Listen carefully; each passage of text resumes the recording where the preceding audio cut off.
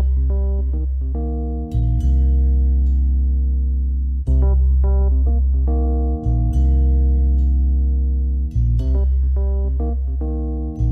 and welcome to another episode of Video Game Logic. Today's show was recorded on November the 28th, 2017. I'm your host, Gaming Psychologist, and with me, as always, the second most cynical man that I know. Caffeine Rage. On today's show, we will, of course, be discussing the games that we have played these last 2 weeks. Haven't taken a week off for Thanksgiving. We will be discussing this month's Game Club, Rebel Galaxy. We'll be telling you what our next Game Club game is going to be. We're going to have a general update on the state of loot boxes. We're going to be discussing the Golden Joystick Award winners. We're going to have our weekly community corner. Timestamps will be in the show notes following their respective topics. Hello, Rage. How are you? I'm awake. That's a start. That is a start. Yeah, we're having to record a little bit earlier now, but I mean, it's not like people send in stuff anyway. They will for next time. VGL podcast at gmail.com. Ding. Also, VGL Podcast on Twitter. Yeah, whenever you guys find out what our next Game Club game is going to be, you will write in. Won't you? Yes, I'm shaking my head yes. Shake with me. Okay. Wouldn't that be nodding? I'm nodding my head yes. Yes! Yes. You are correct, sir. I'm vigorously nodding my head. Do you guys like I do my son? Okay, now what did I say? No. And then when he finishes... Now say, yes, sir. Good job. And then he gets a cookie. Sometimes. So now I'll press the button? And get a cookie. Oh. Did you have a good Thanksgiving weekend? Yeah, it was about normal for me, but... Well, that's good. I mean, it could have been bad, so... We had a pretty decent Thanksgiving. It was just Katie and I and the kid and my parents. Everyone else that was supposed to come to our house for Thanksgiving either changed their plans or got sick. So we were all just like, fuck it, we'll eat this 22-pound turkey by ourselves. And all of our food that we made for 10 people. That's fine. And we're still eating it to this day. It's so many leftovers. And my parents are on this strict no-carb diet. It's not... No carb on Thanksgiving. Yeah. Well, they cheated on Thanksgiving, but they didn't take hardly any leftovers home because they're like, well, all of that stuff is starchy and carby, and we don't eat that stuff right now, which, I mean, it's working for them. It's starchy, carby, and delicious. It is. They both lost a bit of weight, especially my dad. So, you know, I don't blame them, but it's like, well, this is just what we're eating now. This is it. And we've eaten leftovers, both of us, at least twice a day for nearly a week, and there's still lots of leftovers left. Do you have a feeling that we only have turkey, well, once or twice a year, depending on how you serve at Christmas, because we're sick of it after about a week after Thanksgiving? Probably. We do usually 3 or 4 turkeys a year, although part of that is because Mom and Dad on their animal farm raise turkeys, so occasionally they'll kill turkeys, like they have to slaughter them for whatever reason, got too many, or there's like diseases spreading, so they have to take them out of the herd. And so we'll have turkey a few times a year, more than I guess the average person. Even so, we still only have turkey like 4 or 5 times a year. But I mean, it's like probably one of the only foods you cook that it's like, we have made way too much on purpose, so now we will have turkey for days or weeks in our case. Well, Thanksgiving is a feasting holiday. It's a very American holiday whenever you think about it. Well, not just the origins of it, but just how it's celebrated. Eat way too much and watch sports. Mm-hmm. Or try to pretend that you care about sports. Oh, we didn't even have to pretend this year. My parents don't give a shit about sports. We don't care about sports. So we talked about other things, like movies. Turn on Rocket League, watch insane things there. And I convinced my dad over Thanksgiving that net neutrality is a good thing. Yeah, shame that doesn't really matter now. Nope, not really. But it's small victory. Small victory, indeed. We are on a little bit of a tighter schedule than usual, and we've got quite a few big topics. So just to make sure that we're going to be fine, why don't we just go ahead and move right on to the games that we played. Mosey on along? Yeah, let's mosey on over. Okay, so let's start off with, well, mine as per usual, but a mobile game, Fire Emblem Heroes. Oh shit, I forgot about one of my games altogether. I'm sorry. Carry on. You know, you could have just done that silently. I could have done that silently, but where's the fun in that? Carry on. Actually, that's more of how I feel about Fire Emblem Heroes in general. It's one of the better strategy fighters, but the thing is that it doesn't really enthuse me because it's one of those games that is for fans. And if you're not a fan of the series, you have no idea what the hell.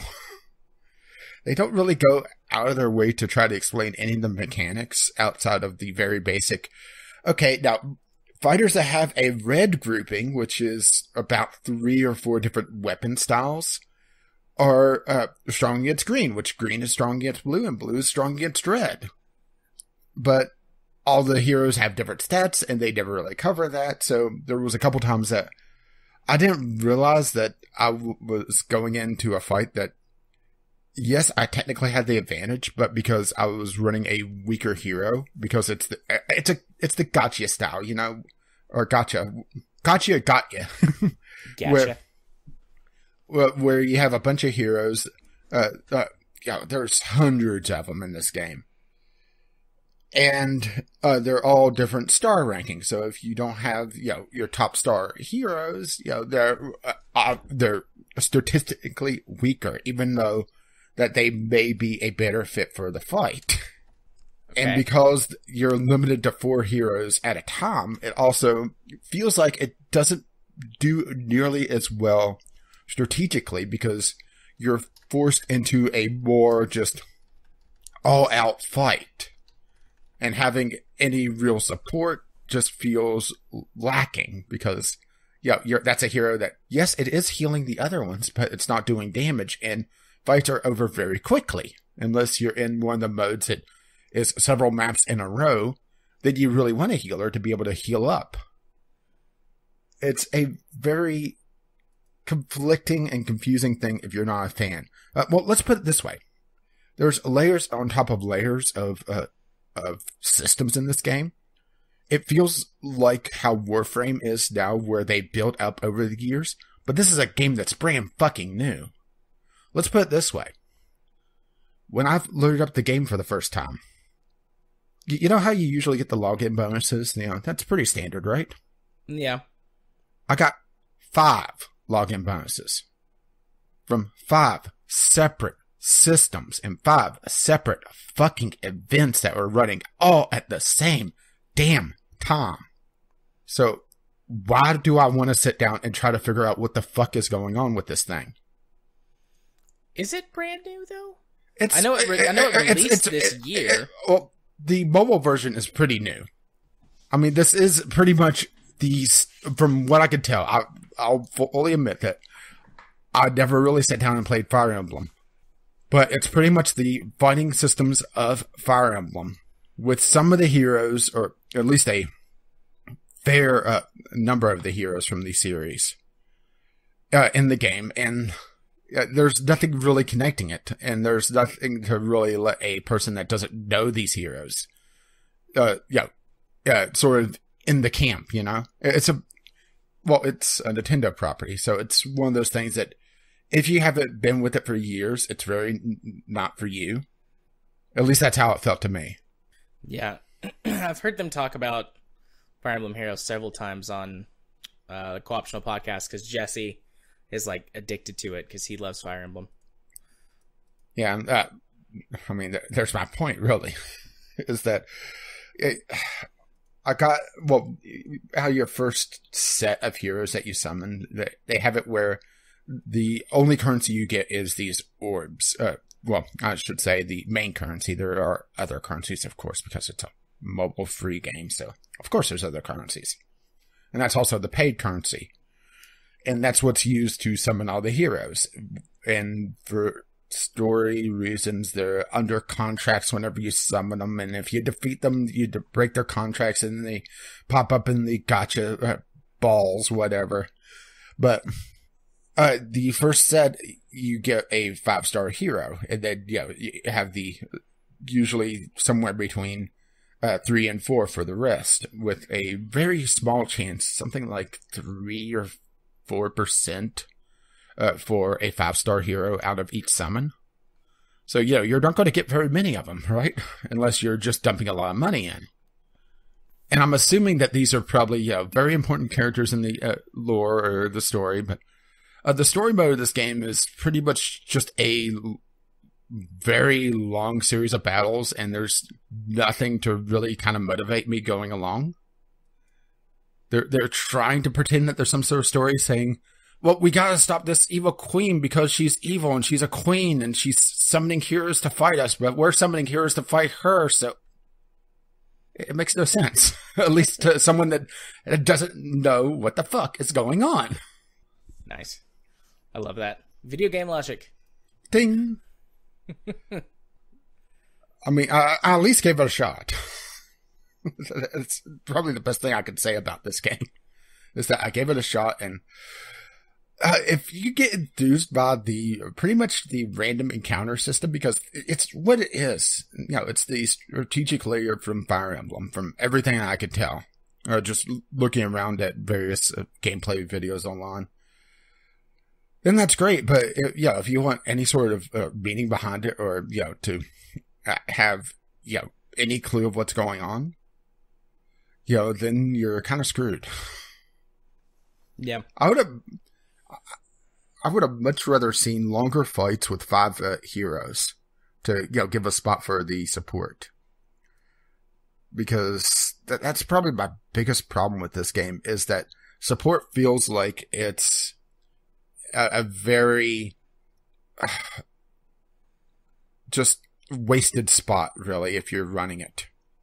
Because, fights are over so quickly. Usually in my first turn, if the heroes aren't, if my cavalry unit can't get a hit in, the second turn I wipe out 2 of the 4 units, or 2 of the 4 to 6 units that the AI has, because of course the AI has to have an unfair advantage, right, on numbers. Absolutely. Wouldn't be a game otherwise. Yeah. It's just over so quickly. It feels like there's no place for support at all.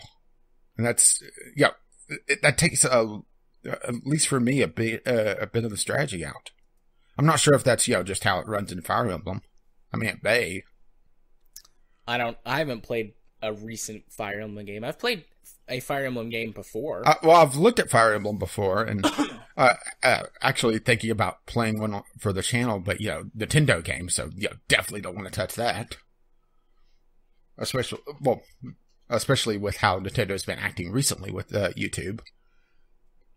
But I was looking into it, and it's just there's a lot to try to decipher. Yeah, and it just didn't seem worth it. But I gave this one a shot. Fair play. All right. Any other questions about Fire Emblem Heroes? I mean, there were systems in it that made absolutely no sense. Like, to equip skills is one screen, but to be able to learn them in the first place, it was a completely different screen, when that could have been combined into one thing. Yeah. No, not really. I mean, I've thought about playing Fire Emblem Heroes a couple of times, but every time I think about it, I'm just like, if I want to play a Fire Emblem game, I'll just play one of the ones that doesn't have the gacha mechanics and the full-blown waifu simulator. Or what, you're actually turning down a waifu simulator? I have so many waifu simulators. One that tries to steal all of my money for the equivalent of... It's fine. I don't need that one in my life. I mean, at least it is a free game. It's not like you're paying $60 to start spending money for the loot boxes. That is very true. Battlefront. Oh, don't worry. We'll get there. Among others. Yeah. So, how about a deck builder? Slay the Spire. My other 3 are early access games. This was my Sunday sampler. And Slay the Spire is off to a really, really good start for a deck builder. It's a deck builder roguelite, where you're trying to slay the Spire. I mean, it's right there on the 10. And it's your pretty standard deck builder. And I say deck builder, not CCG, as in you start off with a deck of, I believe it's 10 cards. And as you progress through the adventure, you get additional abilities through cards. And you pull out I think it's 5 cards. Play your cards, burn your hand, discard it, and then it cycles through the deck like that. And then once your deck is through, you shuffle your discard deck and you go back to your draw deck. So it's a pretty standard deck builder from what I understand on that mechanic. Yeah, I mean, Katie told me that you told her about this game a few days ago, and she was like, it's like Dominion, except in a video game. And I was like, okay, yeah, I got you. I'm tracking. Yeah, well, Katie was asking me what I was doing, and I said, I just did a video on Slay the Spire. It's a deck builder, and I didn't think she would know the term deck builder. Because I didn't realize that, it would summon Nerd Katie, just using that term. Yeah, Katie doesn't play a lot of video games, but hot damn do we have a board game collection. So Dominion is my in-laws' favorite game to just gather and all of us play. All of us know how to play it. We're all pretty good. And so it's just hey, who wants to play Dominion tonight? Every time we get together. There's a series of games almost every night. Yeah, this is pretty much Dominion. With a few exceptions. After every encounter, you essentially, you have an option to draw to add a card. You don't have to.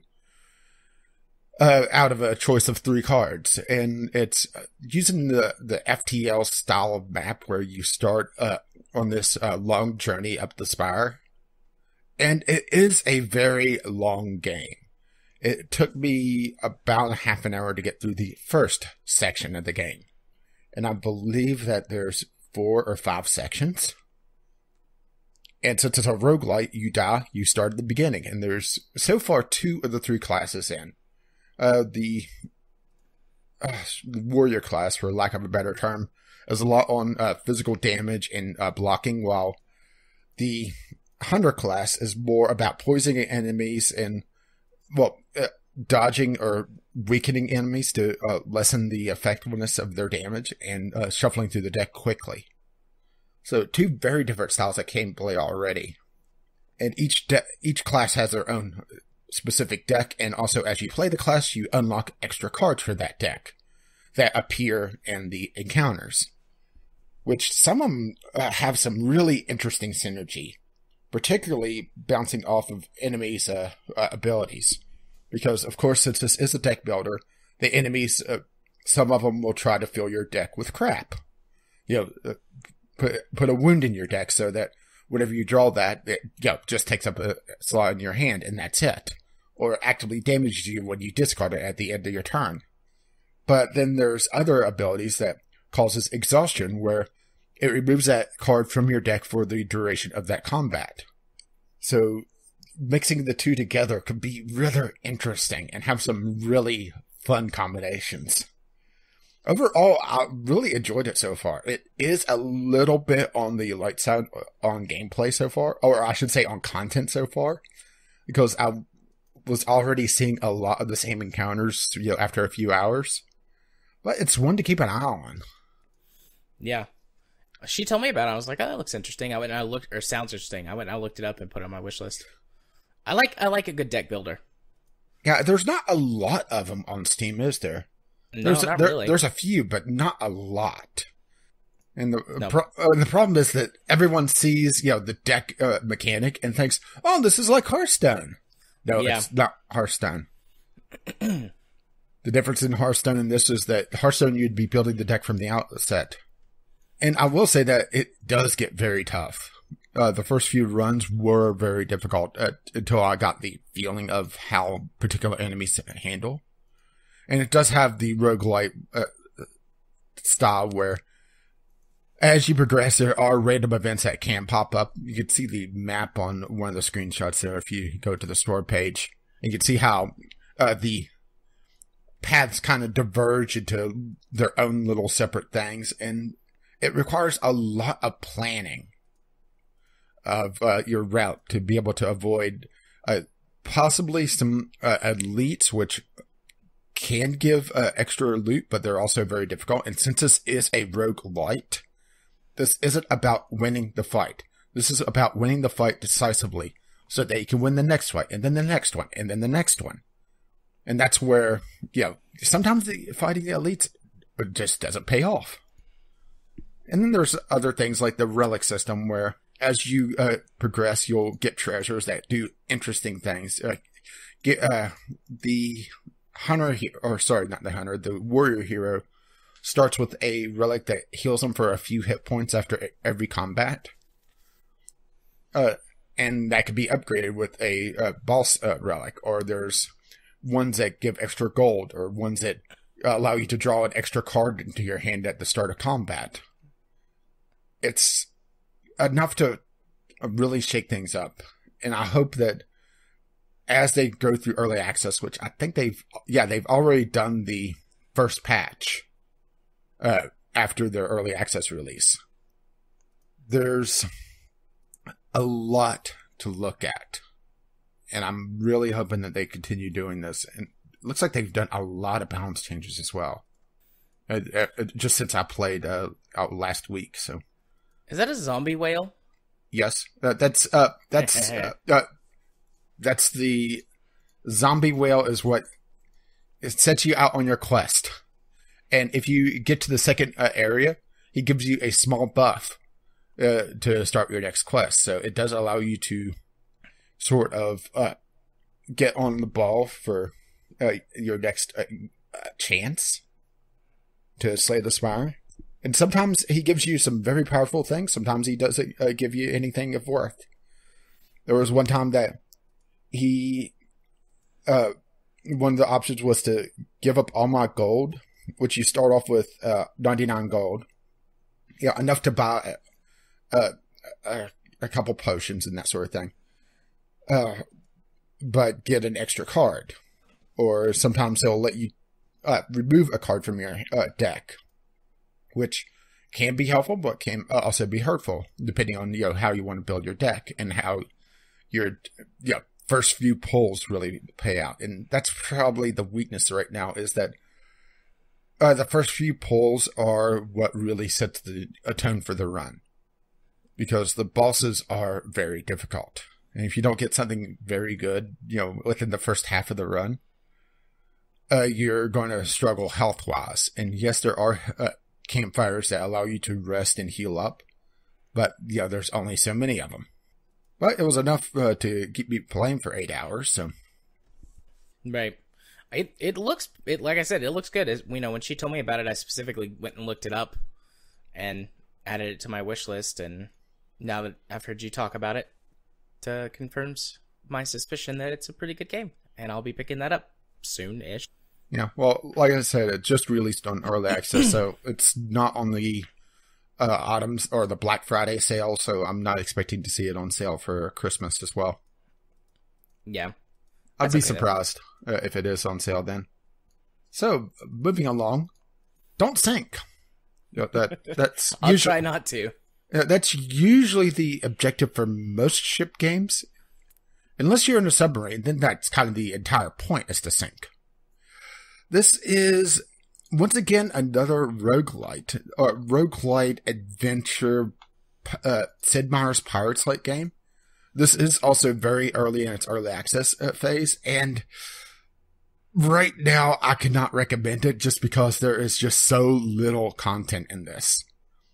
And also, they have this weird thing going on where they try to focus on piracy. Everything in this game looks like it's a pirate game. It's more about building up your settlement. You're a governor of a settlement pretty quickly in the game, and there's not a lot to do yet. I mean, it feels like a demo. Huh. And that's why I didn't do a video on it, was that there's 4 islands to explore, or to sail between, because you really can't explore them outside of the town that's on the island, and that's it. All the towns except yours are the same because they're fully built up, and yours will look the same once yours is built up. There's really nothing there yet. Right. It reminds me a lot of Pixel Piracy. Yeah, they have some strong inspiration from Pixel Piracy, but just, there's nothing there yet. Yeah. Which is disappointing because I went to this hoping to be able to do a video on it, and yeah. It looks like if there's nothing there, it looks like a good starting point. Yeah, it's a potentially good starting point. I wasn't a big fan of how they handled combat. Well, possibly because they don't explain a fucking thing. You have 3 different types of, cannonballs, but outside of the grape shot, which obviously was attacking the sails, there was really no difference I could see between firing regular cannonballs and firing bombs, because they were both doing about the same damage to the hull. And the way that the combat works, it's pretty much, if you're wanting to fight with cannons, you hold D to tell your crew to load the cannons and fire. You have no other input. If you want to retreat, you hold that button. If you want to board the ship, you hold that button. There's not a lot of input on the actual combat. Is that what this wheel thing is? Yep. That is the command wheel. You hold down right, you'll fire your cannons. It's completely random if they hit, and if the enemy ship is charging you, you will not hit. Pressing A will tell your crew to repair. Pressing W will tell them to board the ship, which will cause you to essentially charge the ship, and then there's no input on the actual combat, at least yet. And pressing S, it tells your crew to run away. I mean, there's a potential here, but it's not nearly as strong a base as something like Slay the Spire. At least yet. This is still early access, so things can change. But can't recommend it right now. Yeah. I just put in a key request for it on Keymailer, but yeah, I don't think I would buy it. Not for $10. Yeah, and there's a lot of positive ratings for this, and it feels like I'm the dissenting opinion, or maybe it's just I'm looking at it for as the game is now and not how it potentially could be. Yeah. Or I'm just sorely like that. It looks like a good starting point, but I'd like to see let's put it this way. more of it. I put barely over half an hour in this game, and I felt like I've seen everything. That's pretty short. I mean, I already was at the last island. There's no really free roam, for lack of a better term. You can only go in between islands. So you can't, just stick to your island and try to pick fights with other ships. You have to go a fairly long distance and eat up supplies, which the supplies, you get your food, you get your water, you get your medicine, and you every so often you're told to feed your crew. And there's really no input on, okay, well, do I need to stock up on something like oranges to prevent sickness? Nothing. Tell me that. Or even if that's a system in the game. Because that's a big thing about piracy was, the variety of food to prevent sickness. So, or I should say, sailing back then. It has potential, but nowhere near as much as, something like Pixel Piracy. Yeah. Pixel Piracy's come a long way. Yeah. I haven't played it in probably 6 or 7 months. It's been sitting on my wish list for ages. But I have seen about it. There's a lot more to Pixel Piracy than this. I mean, that's also a not fair comparison, because Pixel Piracy is a fully released game, and this is not. But I was disappointed. Indeed. Okay. So, moving along to another disappointment. Sim Airport. Oh no. I've been looking forward to this game. Like, I mean, obviously I didn't know you were going to play it, but I saw it and I was like, ooh, this is a wishlist game for me. And it's got a ton of positive reviews too. Well, once again, did you ever play Prison Architect in the very beginning? No, I didn't play it until much later. Okay, well, this is how Prison Architect felt in the very beginning, where there's nothing to shake things up. Once you get everything set up, You just let it run like an auto game, and nothing happens. And that's my big problem with this, is that they don't have random events in yet. They do have a option for them to enable them, but they're disabled still in this early access build, which is a huge thing. There's really no push to try to build something huge. You can just set up a small airport and, just let it run, because there's absolutely nothing. Hell, I just really sat there and watched the airport for a while, and I was making hand over fist money because there was really no reason for me to worry about it, which was disappointing. There has to be something to try to, nudge a person to not sit there for a management game, at least in my opinion. Right. I mean, yeah, I can see that. Well, I should go into what Sim Airport is. I mean, it is essentially a tycoon style game to build an airport. And you're building, if you're starting the career mode, you get a small airport that's not profitable, and you have to turn it around, which honestly is literally researching two things, because you have to unlock one thing to be able to hire the officer to be able to research the other thing, and upping prices, and that's it. Well, that was easy. Yeah. And the interesting part is the scheduling, because you're handling everything in the airport, including the scheduling of aircraft. So you set up contracts with the different airlines and schedule different flights, and that was very challenging once I got the second and third gates in my airport, trying to stagger things enough where there wouldn't be the potential of traffic jams, both going through security and going the aircraft themselves. Why would you do that, though? That's not like a realistic airport. You want everyone to be jammed up all the time. Oh, no, the security is already doing that on its own.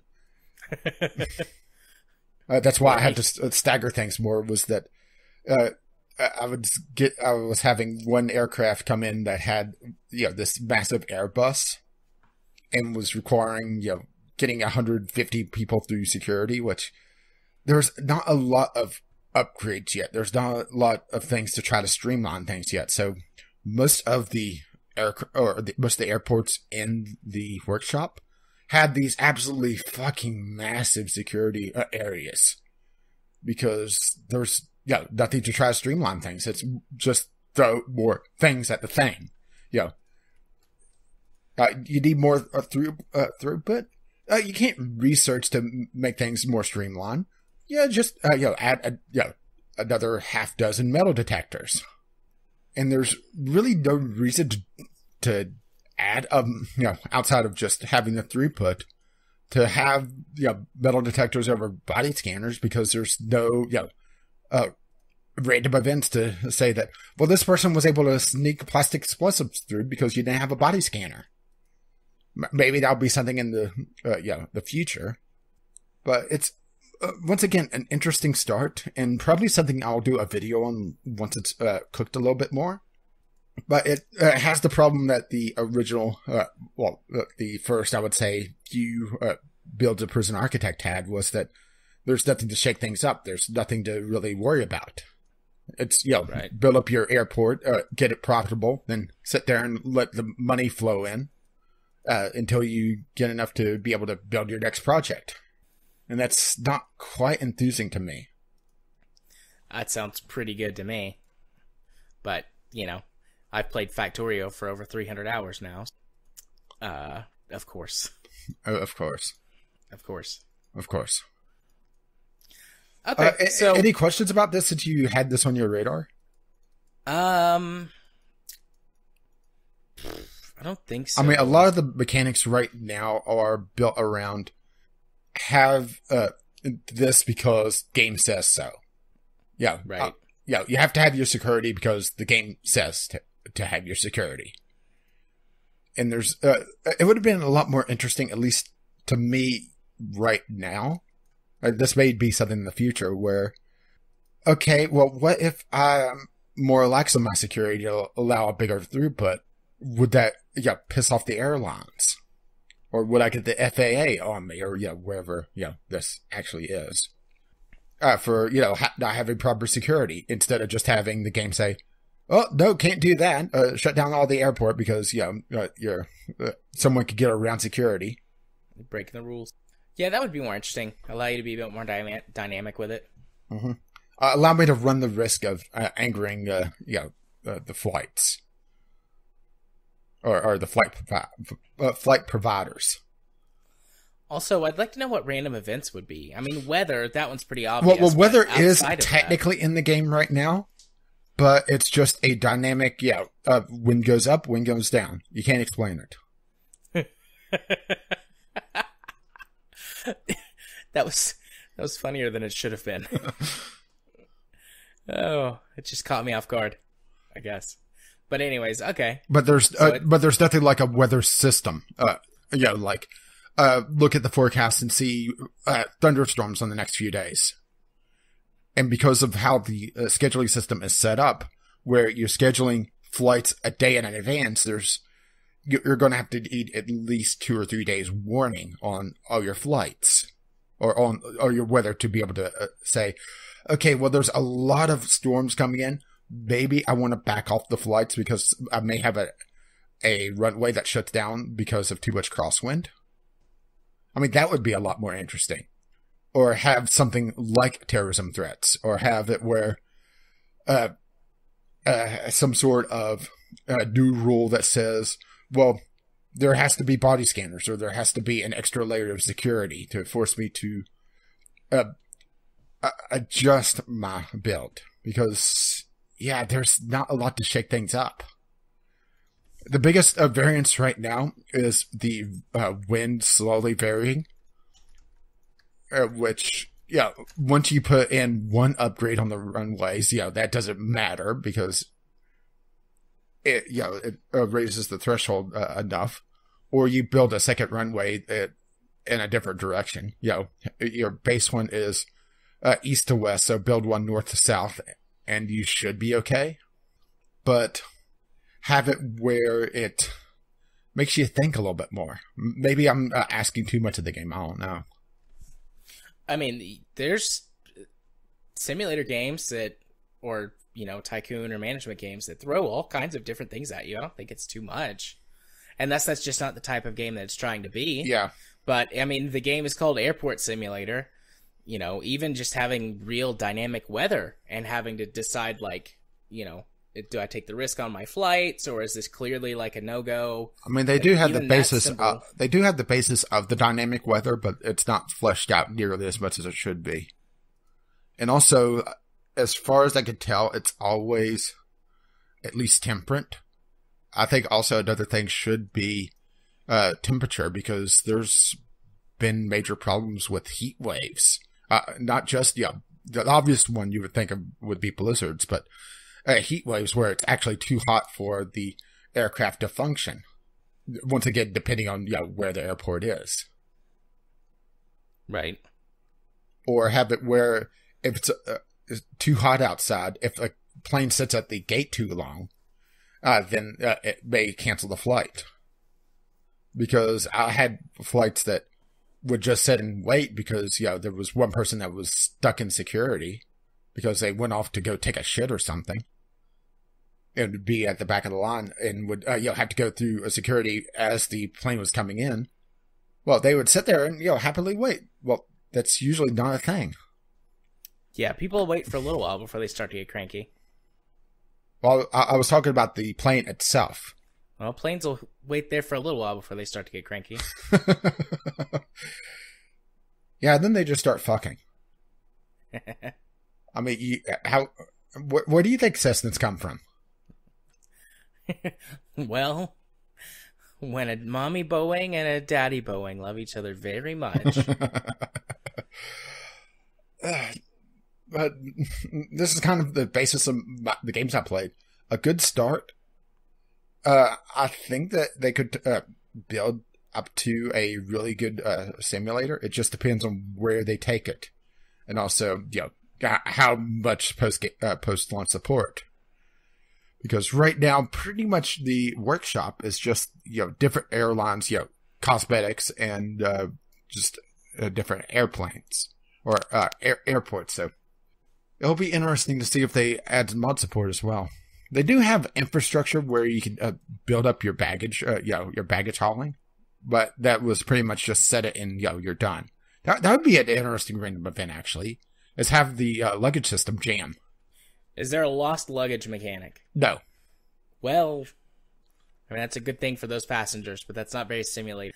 Yeah, and also I was having all my aircraft show up early, so that's also something else. That happens sometimes. All of them?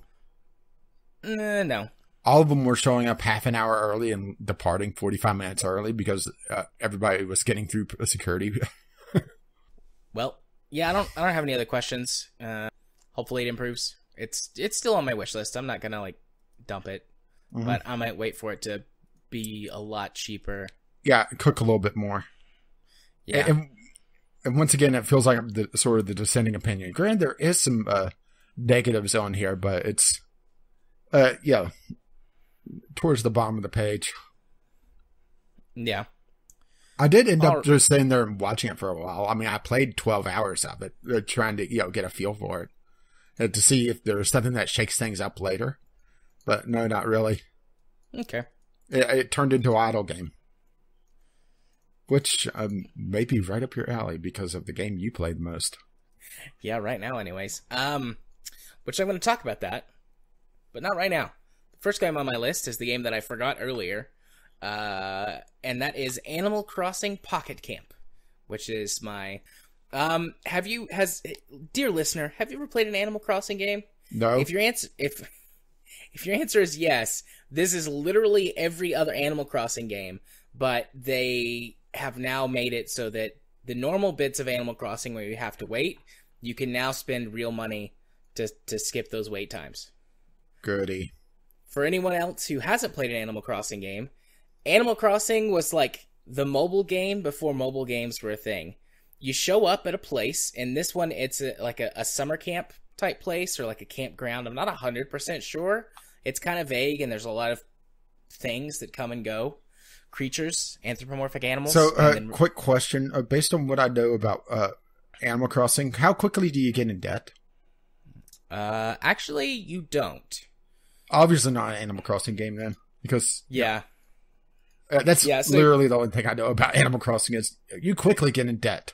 Yeah, you show up at a place in every Animal Crossing game. You show up at a place that through some sort of mishap and the fact that your character that you play apparently just is super chill and goes along with everything, they make you the leader of that place, the mayor of a town. This one is you're like the camp. Wait, I didn't vote for you. You're the camp president or whatever, and so you run this entire campground. There's one where you're... okay, granted, I never went to a summer camp, but I'm pretty sure that they don't make a random camper, the president and everything. Yeah, you just show up and they're like, "Oh, hey, you must be the new head camp master person," and you're like, your response is like, "What?" And they're like, yeah, here's where you're going to be staying, and here's what your duties are. And your response is, what? They're like, what's your name? And then you type in your name, and it's like, oh, goody. I mean, the whole point of the game is to just run around, talk to people, make friends with them, and complete fetch quests by fishing and catching bugs. Wait, fishing? And, yeah. I'm joking. I have no interest in playing this. And punching trees. And then there's a guy you take stuff to, and he's like, hey, what's up? And you're like, hey, I want to build furniture for my campground. And you can build furniture and items to improve the campsite, and then it makes it easier for you to make friends. It's really boring. Yeah. I used to really like Animal Crossing. Wait, are you talking about Animal Crossing in general, or just this? And, I don't know. Probably Animal Crossing in general. When I had a lot more time, I used to really enjoy this sort of game, but I don't anymore. And I don't want to just mess around with it on my phone. And a lot of the charm from the other Animal Crossing series isn't there anymore. Well, what was just the 'cause charm? it's so broken up. I'm not trying to be a smart ass or keep interrupting you. Okay, maybe the last part, but what was the charm of the Animal Crossing series? Because, like I said, I never played them. The cuteness, which wears off over time, and the writing for the characters, and sort of the relationships that you could grow and build with them as you progress through the game. And I've played this for 5-ish hours on my phone and like really focused on becoming friends with one character just to see if I could find out if the writing got any better. And the charm isn't there. It just feels like they didn't put as much time into it as they did one of the main Animal Crossing games. Well, see, you didn't buy the charm. Touche. But, I mean, if you really like Animal Crossing, then, hey, this is a quick and easy way to get Animal Crossing and play it. And, I mean, it literally plays like any other Animal Crossing game. You're just trying to improve the place where you are, which is the camp, instead of, like, the town where you're living now. This campsite that you live at. You're just trying to improve it and make it nice and make the people happy. And hope to God that the real counselor doesn't show up. Doesn't ever show up, yeah. That would be a hilarious end-game event. You hit the end game and the real counselor shows up. It's like, who the fuck are you? Yeah. And in previous Animal Crossing games where you'd have to wait real time for the trees to regrow plants and the bugs to come back and the things that you're working on to be finished, you can just pay real money to have all of things happen instantly. Which doesn't that take some of the charm out of it? It does. But I mean, it's okay. It's just my life is in a different place, and I just don't really care for this game very much anymore. Yeah, not enough anime boobies. There's definitely not enough anime boobies. You get a little heart meter that fills up as you make friends with these anthropomorphic animals, and I was really hoping that. I mean, it's, a Nintendo game for kids. I wasn't expecting to be able to bone down, but I was hoping to have some sort of better relationship than just like, hi, friend, can I come hang out at your campsite today? You got a new piece of furniture. It looks really cool. Why, sure, raccoon lady. It never did that? I mean, it did do that, but it didn't get any better than that. Like there doesn't seem to be any deeper relationship mechanics, and I've got one of the characters there's to the maximum no heart level. There's no fucking Tom Nook instead of him fucking you this time? Nope. Tom Nook's not even in the game.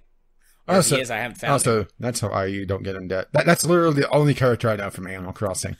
But that's also kind of the meme of, you start off and you do something to get in debt. Yep. It's very much like real life when you think about it. Very much. Very much. So yeah, that's Animal Crossing Pocket Camp. Next game on my list is Spin Tire's Mud Runner, which, when we talked about that last time, I bought it, and then we have since played it together, and then I've also played it some solo. And I pretty much agree with everything that you said. It's the same, but different. Particularly in the mechanics side of things. Yeah, I mean, they went in and really fine-tuned the driving and the off-road mudding mechanics, and so as before, at least if you were playing on you could just put every vehicle in all-wheel drive and turn on the diff locks and hold down the gas, and eventually you'll crawl your way out. But in this, if you do that, most of the time you just dig yourself in a deeper hole, so you really have to have a lot better throttle control, and I spend a lot more time in manual instead of automatic, and so it's good. You have to really, really think and pick and choose your routes a lot more. Yeah, that hill when we played together, we kept getting, well, at least I kept getting stuck on a rock. Yeah, you got stuck, and I got past it, but I fell over and spilled logs everywhere. So I just got a bigger truck. Took a bigger truck up the hill. They've added a few new trucks, and there's a progression system where in order to unlock everything for when you start a new you just have to do all the maps. Pretty much. The maps. Well, not quite in a sequence, but you start off with 2 unlocked, then completing 1 unlocks a 3rd, finishing one of the remaining 2 unlocks the 4th, and so on. If memory serves correctly. Yeah. And they added challenges, which are, I think, glorified tutorials. Yeah, sort of. There's kind of a fine line depending on how you want to approach them, because if you do them just any way you can. They're a tutorial, but if you do them with a 3-star challenge, they are very tough. Yeah, I've only done a couple of them. I 3-starred the first one, which is driving the truck. That one was actually pretty difficult because it makes you actually park the trailer perfectly without damaging anything. Yeah. That was a difficult part. Yeah, I found it actually fun to try to do that. Yeah. It was good. I didn't it also kind of highlights how, kind of tacked on the first-person mode is. Yeah, the first-person mode is really useful whenever you're trying to drive through a forest. Because you can much more easily decide, okay, my truck can fit here. But otherwise, the first-person mode is really tacked on right now. It's kind of nifty. Yeah, there's no way to really see the position of your trailer, and that's the big problem with it. Yeah. But it's good. I enjoyed it. I played it, we played it for, 4 hours? 3 or 4 hours that night. We completed 2 maps? Yeah. And then I've since completed another map by myself and done a couple of the challenges. What do you think of the water? The water is different and more difficult. Certainly more difficult. But I like that. I drove into it with the Jeep? No, not the Jeep. Well, you drove into it with the Jeep as well. Yeah. I was expecting it, though, and I still was surprised by how much it pulled. That's not really all that much different in one of the bigger trucks, just because they're so big, they're just like, whatever. But in smaller vehicles, it's a lot more difficult. Well, you did encounter the problem with the trailer. Yeah, where I beached myself with my trailer. Well, you were saying that granted, I wasn't near you at the time, so I couldn't see it myself. The water was pushing my trailer, but it wasn't pushing the truck. Yeah. So I was having. Yeah, the truck was too heavy for it to push, but the trailer, I guess, the buoyancy of the logs. I don't know, but it makes for an interesting time. Yeah. Yeah, I like it. I also like the fact that some small visual details, like your repair things, like the spare wheel and the toolkits and stuff, and then like spare fuel tanks get used up as they're used, and you can see the fuel level going down actually in the fuel cans, and as you use the repair parts on your truck, they start to disappear. Like, oh, you used your repair parts, so they're gone. Yeah, that spare tire's gone. Yeah, the spare tire's gone. It's just a nice visual cue, which I like. Which I don't remember if you talked about that or not. I remember talking about the fuel, but I never really paid attention to the repair. But then again, I usually don't damage my trucks that much. Well, I noticed whenever you do the recover a Jeep to you, or recover the Jeep to yourself, it uses up the repair and the fuel, and that's what I noticed. I was like, wait, this is different than. So when I went back to the garage, yeah, which the recoverable vehicles are really handy in single player. Yeah, but we discovered that you can't do that in multiplayer. Yeah, which makes sense because it's sort of a pseudo second vehicle for you to easily move around. Yeah. Yeah, I was trying to just like challenge myself a little bit because the B130, which is the blue truck, which is the worst vehicle from the first spin tires, is even worse than the second one because it no longer has diff locks, which it did in the first one, and you can't put tire chains on it anymore. So I was just doing like a little challenge to myself, like seeing if I could get something somewhere, and I flipped the truck over. I was like, oh shit, I'm just gonna like leave this, and then when I went to the map, it was like recover this vehicle to you, and I was like, oh yeah, I forgot about that. So I recovered the Jeep, and I flipped the truck back over using the Jeep and carried on. So that was nice. You can do that with a bigger truck, but yeah, it's the recoverables are limited to just the Jeeps, and the Jeeps don't have the pulling power that they used to. Yeah, which makes them a lot more situational, because it used to be the Jeeps could go everywhere. But between how the mud is handled, because the Jeeps will actually sink in now. In the original spin tires, they would just kind of glide over the surface. Right, which sinking in is more appropriate because they have really narrow tires, which would give them increased traction on flat, more sort of wet surfaces, like if you were driving on pavement in the rain. But in mud, I mean, they would just dig in. So that's more accurate. I know a few things about tires, guys. My dad's that's my dad's business, his tires. He sells tires and tire accessories. He does. That he does. Quite a few. Worked in the family business for a number of years when I was a child. Hated it, but that's a story for another time. So yeah, spin tires matter better. So you could say you were tired of it. Aren't you funny? Well, what are you going to insult me now? Oh, excellent transition to the next game I played, which is Oh Sir, the Insult Simulator. Ghost Shark actually sent me this as a gift. Thank you very much, Ghost Shark. In Oh Sir, the Insult Simulator, you play a sir or madam. There's some madams. And you're trying to win a battle of wits by insulting another sir or madam over some issue. And there's so like little it's essentially the sword fighting from Monkey Island. Yeah, pretty much.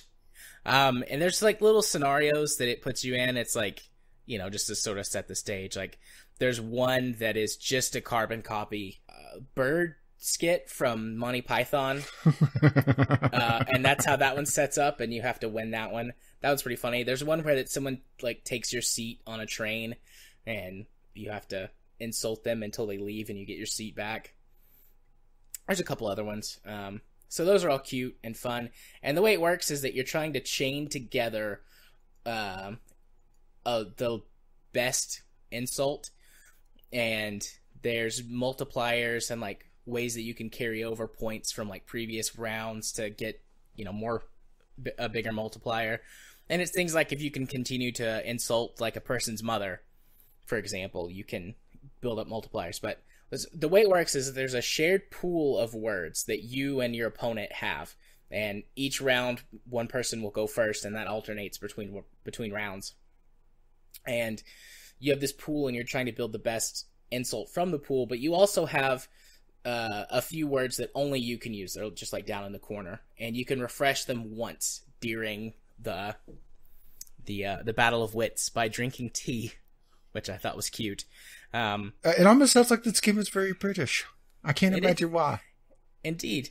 And between those, the pool and then the words that you have, you're trying to build the best insult. And so if you can keep it across multiple rounds on the same topic, like insulting their mother or something like that, then you can build up multipliers. And they basically just have a health bar, and the better your insult, the more damage you do to their health bar. I'm just imagining now, someone berating your mother and then stopping to pull a cup of tea out from somewhere, take a sip of it, and continue. It's pretty good. It's pretty good. So I mean, and that's pretty much the entire game. That's it. It's simple. The system works pretty well. It's pretty lenient. You can get away with like making really bad insults that don't really make very much sense, but it's like, well, I need to get some points this round so I don't lose my streak bonus or whatever. So it just comes down to your mother. Yeah. And then each character has like a weakness, and once you learn their weakness, you get bonus. It's fun for about 30 minutes playing against the computer. But after that, you really need another person to play with in order for this game to be really fun. Because the computer's just bad. And your first few rounds where you're, past the tutorial, where you're learning how things work and getting decent at stringing together insults, like, it's fun to fight the computer then. So afterwards, you would say it's a party game? It's definitely, yeah. Definitely you should play this with friends. It's got a very small, very, very small online community. And they sort of have peak times where you can find random games against people, but you really need to play this against someone else. I need to play it against Ghost Shark. He said that we could hook up and play it I would imagine that, haven't. there would be a bigger community of insulting one another. Especially on the internet. Oh no, those guys are all on Reddit. I think Oh Sir's like a year, it's a year old, and they've released another game that's basically this. Only it's Hollywood, isn't it? Yeah, I think it's something about roasts. And it's Hollywood themed. Roasts are actually a real thing in Hollywood. Yeah, I know. I've seen a few of them.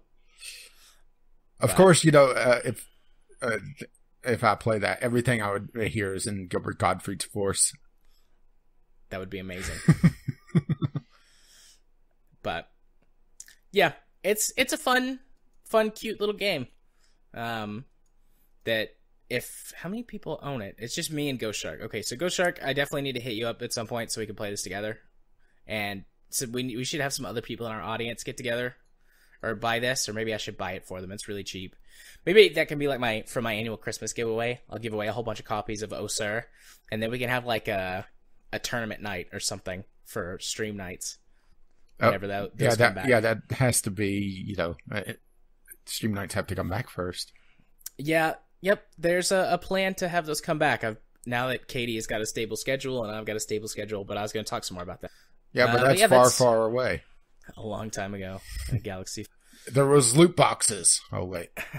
Not in this version. So the next game I played is Star Wars Battlefront 2 Classic, which is what it's been renamed on Steam, Classic 2005. But really, it's just the best Star Wars Battlefront 2. So are you saying it's a classic? It is a classic. After, it was last week, or was it 2 weeks ago? So whenever, like, the first thing came out about Battlefront 2 and loot boxes and governments were looking into them potentially being gambling. Yeah. I played like an hour of Galactic Conquest and recorded it and put it on YouTube just for shits and giggles. And it actually got like a decent, for me anyways, a decent amount of views. And I was like, I wonder how many people came here. Like they just saw Battlefront 2 and didn't read anything else. And were like, oh, more Battlefront 2 gameplay. What the fuck is this? This is what happens when you rename the game, reuse names.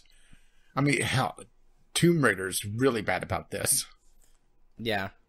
But I was really surprised at how well it holds up.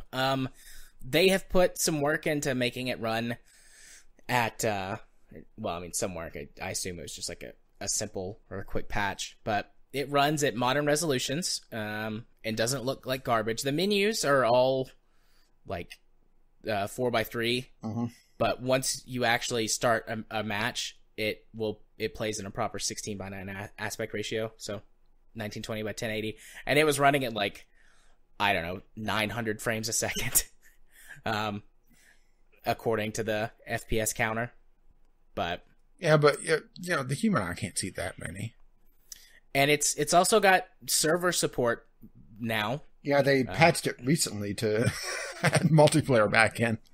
Yeah, so it says 13 of us own this, so this could be another potential strong friends list. But anyways, that's a topic for another time. As far as like the shooting mechanics go, it's a first-person shooter from the days before you could wall run and parkour and stuff. You got a couple of weapons for each character class. There's, I can't remember how many. There's like 6 or 7 for every. I think it's 6. You got grenades. You don't have regenerating health. You have to get health packs and ammo packs from the team medic or the little droids on the map that can give them back to you. It's a solid shooter game. There's no aim down sights. Some weapons have scopes that you can use, but otherwise there's no. Yeah, and everything else is third person. And everything else. Actually, there's a first-person mode. Oh, there is? Now, there used to not be. But that was part of the patch. You can play in first-person mode. All right. Well, that's why I was a little confused by you calling it FPS. It's like, wait. I know I didn't play that much of it, but... It depends on what character class you're playing, as to which one benefits from which mode. I'm loving the reviews on this, by the way. I haven't.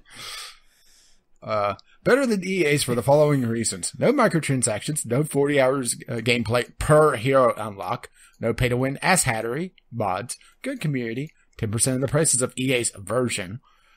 Don't feel like you're making a deal with Dark Sidious when purchasing.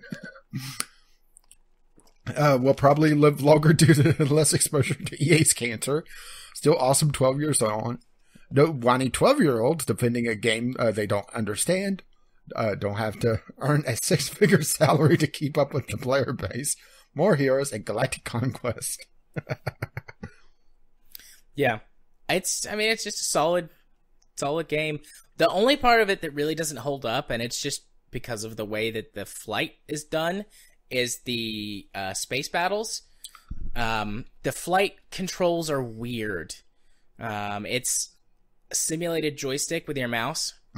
And there's no real way to change that. I mean, you can fiddle with the settings to make it a little bit better, but it doesn't have native controller support. Do they have modes where it's just the space battles? Yeah. I imagine that there was probably a subset of the community back in the day that was treating it as a flight sim then. Yeah. Yeah, you can... Have you played Battlefront 2? I played a little bit of it, but not enough to really be able to talk about it. Okay, well, so the gameplay, there is a campaign mode where that you follow, I think it's the 501st, and you start in the Clone Wars, and you go all the way through the Empire Strikes Back, and the last mission is the Battle of Hoth. And that one's pretty fun, and that's basically a tutorial for multiplayer or quick match, and then Galactic Conquest. And Galactic Conquest is, there's a galaxy map, and I think it's 16 or 20 planets, and you have fleets, and you go around and you capture all the planets from the other team, and you can get into just direct space battles during Galactic Conquest mode, and then you can just play skirmish space battles. And it's 2 capital ships with a couple of support ships, and you can either just opt to fly and, you know, shoot down fighters to kill the enemy, blow up specific parts on the capital ship to remove the reinforcements, or you can actually board the enemy ship and destroy stuff from the inside, and then also just kill troops as they spawn before they can fly out. Yeah, which, from some of the criticism I heard of Battlefront 2, not related to the loot boxes, is there was a lot of disappointment that they didn't include that this time around. Yeah. Yeah, whenever I used to play this with my friends, because, I mean, we used to get together and play huge Galactic Conquest, like, weekend-long land battles. Like, I mean, it doesn't take that long to play Galactic Conquest. You could get through one in an afternoon. As long as it's not just like a constant stalemate. Yeah. But, you know, we would play just over and over and over. And we would always, one of us would do straight space combat, and the other one would always... It's good fun. And if I could, I'm sure if I did enough messing around with the settings, or just use my joystick, it says it has partial controller support, but so far, like, fiddling with it, the little bit that I have, it just doesn't seem to work right. And I don't know if it just doesn't like my Xbox controller, or if I need to use a joystick or what, but I'm sure with enough fiddling I could fix it. But by default, it's emulating a joystick, but badly. So, it's a fun game, though. And, yeah, we should definitely play it sometime. Even if it's just me and you. I mean, I still remember all the maps inside and out, and all the little tricks you can do to, like, beat the AI. And this is back in the day when AI... I mean, still, primarily, AI just cheats when you bump the difficulty up too hard. Well, that's still the thing today. But moving the needle at all, it's like, okay, you guys are cheating so hard right now. But, I mean, they're really stupid. Really stupid AI. But it doesn't matter. It's fun. You know, it's cannon fodder as you go towards your objective. It's a good game. Good game. So next game on my list is Factorio. I've played Factorio a lot the last couple of weeks. Really? The only thing that I'm really going to talk about is just since the last time I played it, they've done another like couple of version updates, and they've changed some stuff in the research tree a bit. You no longer have to kill aliens to get purple science, which is good. Yeah, that's nice. I always hated going out and fighting aliens unless I was trying to clear something. Like, I didn't mind, you know, defending against them. That's fine. But I just like... Well, great, now I'm stuck unless I go dedicate some time to wiping out, you know, a dozen alien bases to bring back the artifacts, the purple science. Yeah, probably once Factorio gets a little closer to its actual release, I'll try it again. It's very different from the last time you played. Very, very, very different. Yeah, my main problem with Factorio was that, you know, it's one of those things that you can't really... see the forest for the trees. There's so many small things that if you don't know will cause you so much trouble later on. Yeah, they haven't really done anything to streamline anything.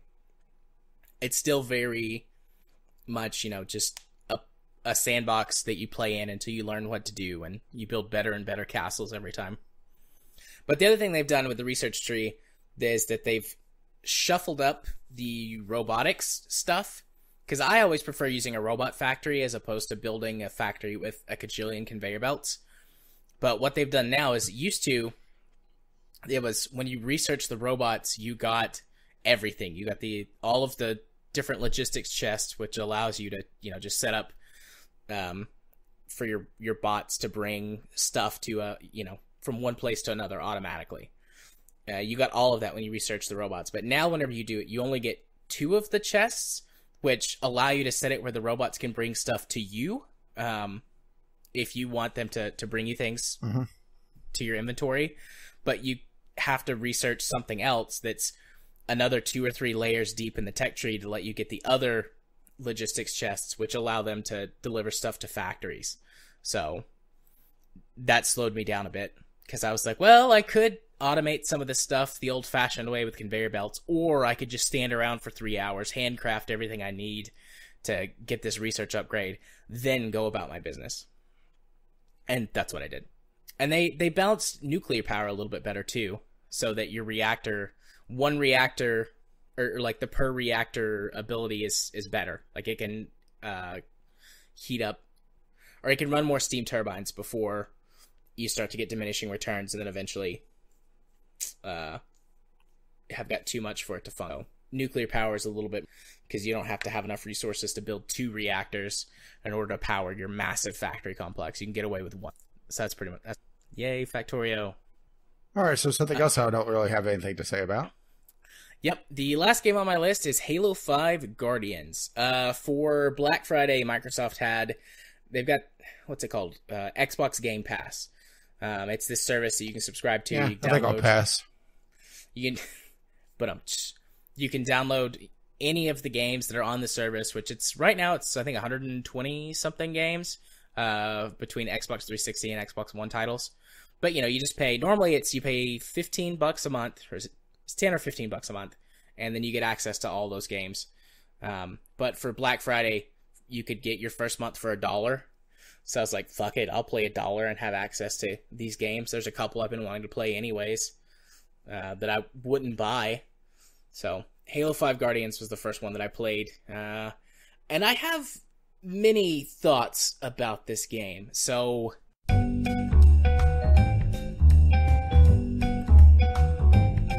anyways, they've made quite a few changes to Halo 5. So this Halo 5 released in 2015. And it was around the time when Call of Duty started adding jump jets and parkour and things like that. So they took a little bit of that and put that in Halo 5. And then they took aiming down sights from Call of Duty and every other first-person shooter out there and put that in Halo 5. And then they saw that Wolfenstein had come out, and it had some slowy downy bits where you're in a base and you talk to people, and they thought, oh, we'll have some of that, so they put that in. And they saw that people wanted squad-based multiplayer for reasons, I guess because that was successful from Halo 4 in their like secondary story mode that was like an episodic thing that they did. So they added that in, and they shook it all up, and they poured it in your drink and said, here, have this mixed drink of Halo. And it's mostly pretty good. Mechanically, I was really satisfied with a lot of things in Halo 5. Aiming down sights, I thought was going to be really weird and out of character, because that's just not a Halo thing. But they did a really good job with it. Aiming down sights functions a lot like a second weapon, or like a secondary weapon mode for a lot of guns, because it changes the way that they function. You can still totally play the game without aiming down sights, and lots of times, especially when it's really hectic and there's a lot of enemies around and you're in close quarters combat, you're not aiming down sights. But a lot of weapons, for example, particularly like Covenant weapons and the Forerunner weapons, whenever you aim down sights, they'll home. Like some weapons, like the Needler, which always homed in, it still does.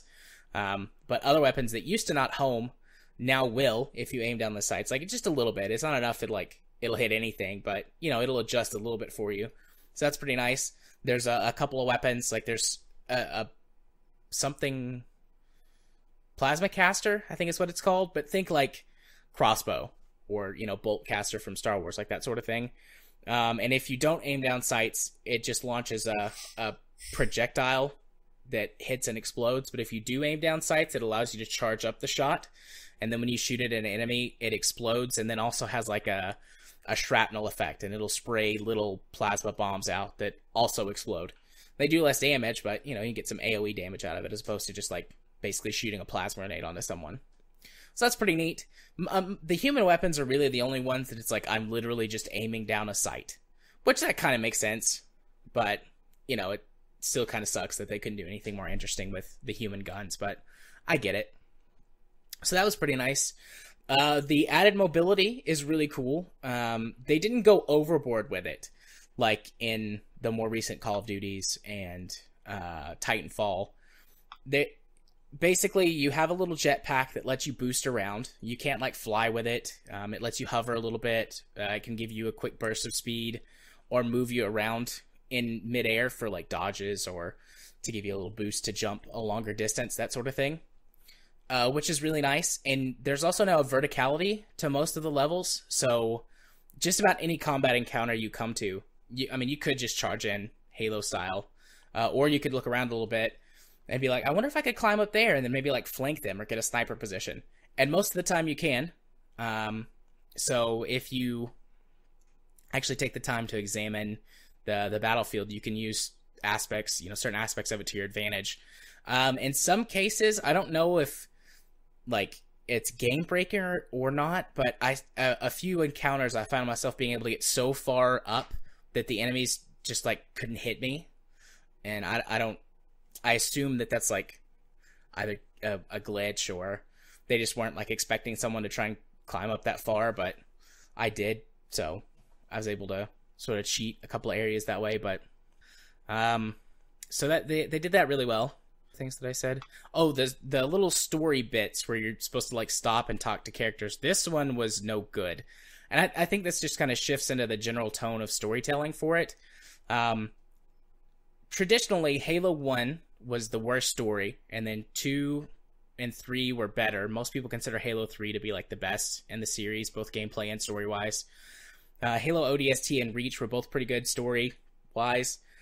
And those were all of the games that Bungie did. Then 343 Studios came in and did Halo 4 and now Halo 5. And Halo 4 was about as good as Halo 1. They basically started a new trilogy for 4, 5, and 6. It was their first time doing a Halo story, so, at the time, I was like, okay, that's fine. This is okay. It's not the best, but it's okay. It's their first one. That's cool. Halo 5, though, was a disaster story-wise. For starters, if you haven't played every other Halo game and read most of the supplementary universe material, you wouldn't have a fucking clue what was going on. They never explain anything. They just assume that every player knows exactly what all of these things that they're talking about. And there was some stuff that I didn't even know and that's been added in the last couple of years in, like, books and stuff that I haven't read just because, life changes and I haven't been able to keep up with the expanded universe. So I had to go to the wiki and look a few things up because I didn't know what they were. I was like, okay, well, that makes sense, and I could see where that comes from. But, like, if Halo 5 was your jumping off point, or you'd only played Halo 4 before, you weren't going to know what the fuck was going on. So that was no good. The general pace of the story was really bad, too. All of the previous Halo games, even Halo 4, would take time to slow down a little bit and just give you a moment. In Halo 1, there are plenty of times where you're just going along and you get a minute or two where you're just driving a Warthog or you're running to the next area, maybe Cortana or somebody's telling you something, but you can just see, like, for example, in, I forget what it's called, but the second level of Halo, is it Foehammer? Like, whenever you walk out of the escape pod and you turn around and you can see the Halo behind you, it gives you, like, 30 seconds to take that all in before the first Covenant dropship shows up. And, that's just a nice bit of pacing. But whoever wrote the Halo 5 story or whoever directed it or cut it down or whatever has obviously never heard the term pacing. There's only 2 I love that points salsa. There's only 2 points in the entire story where you slow down at all. And that's, I think they were like, hey, this Wolfenstein game just came out, like, last year or the year before, and they had, like, these sections where you would go to a base and talk to some characters. Yeah, let's do that. But they did it really poorly. In Wolfenstein, the New Order, and apparently in the new Colossus too, although I haven't played it, there are story bits between each mission where you're at your base and you take a decent chunk of time, 20, 30 minutes sometimes, to explore your base, talk to characters, find out what's going on, build relationships. They were really well done, especially for a shooter game, and allowed you to really get to know the characters around you. And it seems like they saw that and went, oh, let's just do that in Halo. But it's like the 2 times that it happens, it's like 2 or 3 minutes a piece. You walk into a base and you just follow the icon to talk to the person that you're supposed to get whatever it is that you need to advance the next mission. So it's really poorly paced. They didn't do a good job building team cohesion at all, because the 2 main characters, the Master Chief and then Spartan Locke, which is, his counterpart. If you've played the other Halo games, think like whenever you switch back and forth between the Chief and the Arbiter in Halo 2, which I know you haven't played Halo 2, but anyone that's listening that has, it's exactly like that. You basically alternate missions between Master Chief and Spartan Locke. They each have a team of people that, if you're playing the campaign in multiplayer mode, the different players would be the different team members. But in single player mode, they're obviously AI. But you never, if you haven't read the books, you don't know who any of these, or played the other games, you don't know who any of these team members are. And even if you do know who the team members are, they do not show a good job, or they don't do a good job of building their characters. They just expect you to know exactly who they are and what all these relationships are. And there's a couple of moments that they attempt to do some character building, and it was really jarring. Like, it just completely falls flat, because I'm like, wait, who is this again? I only knew one of them from Spartan Locke's team, and that's just because it was Nathan Fillion's character in Halo ODST, so I remembered him, because, I mean, it's Nathan Fillion. How do you forget Nathan Fillion? And he did the voice acting and the mocap for this character in Halo 5 as well. So I was like, okay, I know that guy because it's Nathan Fillion, but apparently all these other people have been in previous Halo games too, and I don't know who any of them are. And then the Master Chief's team are all Spartans from the books, and you've never seen them in the game world before. I don't even know if they've even been mentioned before in the games. But they're all in the books, so I kind of knew those guys just because I've read most of the books. So, is there anything I'm forgetting? Poor pacing. Just, I had so many thoughts about this. Like, there were times where I was like, wow, this is an awesome Halo game. I'm enjoying it. And then there were other times where I was like, God, this is a whole bunch of bullshit. Oh, they do that modern game thing where that instead of letting you play a section, they just show it to you in a cutscene. And there's a couple of times they do it where it very clearly like wouldn't work gameplay-wise. But did you beat Halo 1? I know you didn't on your Let's Play series. Okay. Do you know? I got further along, but in the Let's Play series, but it just drug on so long, and I really hated the gunplay. Okay. Do you know what happens at the end of the first Halo whenever you drive the Warthog out of the Pillar of Autumn? Halo goes boom. Well, yeah, but I'm talking about the whole driving section. I don't know the driving section. Okay, well, at the end of Halo 1, and actually several Halo games, like this is I guess a thing in the series, you get a vehicle and you drive it out of the map, like through the map as it's exploding, and you're just trying to be as fast as you can. Oh, that would have pissed me off so much. I hated the Warthog in Halo 1. So this has been like a thing in every single Halo game. I'm pretty sure every single one of them, except for ODST, has a section like this. Trying to get somewhere in a Warthog or on foot, and you're just, running through, basically like platforming or, skilled driving or something like that. And in this one, I'm like, okay, here comes the part. I'm going to drive the Warthog. I'm going to run the platforming or whatever. Halo style, looking forward to it, just because I'm a huge Halo person. But they don't do that. They show it to you in a cutscene. And I was like, well, that's dumb.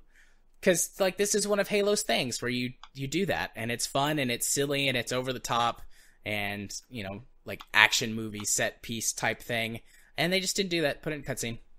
And then also the boss was really frustrating. The main boss that you fight several times in the game is just this dude. He's just like a big version of one of the normal enemies. And you fight him and you beat him once. And you're like, okay, that was a decent enough Halo mini boss. Let's see something a little more interesting. Oh, I'm gonna fight him again, even though it's been like just like 2 levels. Okay, that's fine. Oh, I'm gonna fight him again in this level. Oh, but this time there's 3 of him that I have to fight at the same time for story reasons. Okay, all right, this is getting old now. Oh, the final boss in the game. Oh, I'm gonna fight 5 of him at the same time, and that's the boss of the game. And spoilers, Cortana's the bad guy, and I really hate that too. But that's a personal thing. So I had a reason to despise Cortana all along? Huh. Yeah, she's a bad guy so, in this one. Okay, I gotta ask. Even though I probably don't really care, why? Do you want the short version or the long version? Let's start short. She gets access to unlimited power, and it corrupts her. Well, that's dumb. Yeah. So does she get deleted, or...? No, she escapes at the end because it's a trilogy, so I assume that in the 3rd game you're going to kill Cortana or figure out how to turn her back or something. Just install Windows 10. But Wait, does that mean that Windows 10 is evil because Cortana is part of it? Maybe. I mean, Windows 10 was already kind of evil anyways. Windows 10 is built for fucking phones. It's not apps, Microsoft. Yeah. I agree with you. And then the game just kind of ends. It's like, oh, we're gonna sell you DLC or just like do a big sequel. Now it's time to finish the fight. So yeah. So mechanics wise, I like the direction that they're taking the Halo series. Story wise, they really screwed the pooch on this one. And then multiplayer, it has loot boxes. Well, is it the middle child of a trilogy? Kind of wasn't paying attention to where the story kind of split off from one another. It is the middle child of a trilogy, but it's not just like, okay, this is the 2nd movie in a trilogy. You know, I'm frustrated, but it's the middle movie. I get it. Like, it's not that sort of thing. It's just really bad. It's poorly paced. The story doesn't make a lot of sense, even if you know most of the lore, and if you didn't know any of it, you would be confused as fuck. And it's just not very good storytelling anyways. Well, glad I was never going to play this game to begin with. I was going to check out the multiplayer, but I forgot that it had loot boxes until I went to the multiplayer. And it was like, I had something like 40 boxes because, you know, since I played it on Xbox and I've beaten all the other Halo games on my Xbox Live profile and have a bunch of achievements. I got a ton of boxes just for, like, oh, you beat the Master Chief Collection. You beat Halo 2 and 3 and, you know, et cetera, et cetera. And then I got a bunch for having Halo Wars and having beat holiday stuff. Is it, is it power or is it all cosmetics? It's both. Ugh. So I didn't play it, so I don't 100% know how they're implemented. But I know that one of the multiplayer modes is like a sort of a conquest mode. And all of the drops that you get for conquest mode come from the loot boxes. And you can get, there's standard drops, and then there's rare drops, and there's epic drops. Actually, they're bronze, silver, and gold. And obviously the gold ones are better.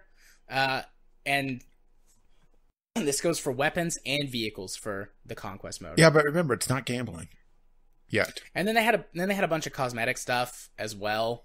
Like there were special weapons that each of the main characters had in the camps, and those were just skins. But there were also legitimate, better versions of the weapons that you could get. That was like it. I got a gold weapon, and it seemed to be like 5% better than the standard weapon that you just had in your loadout screen.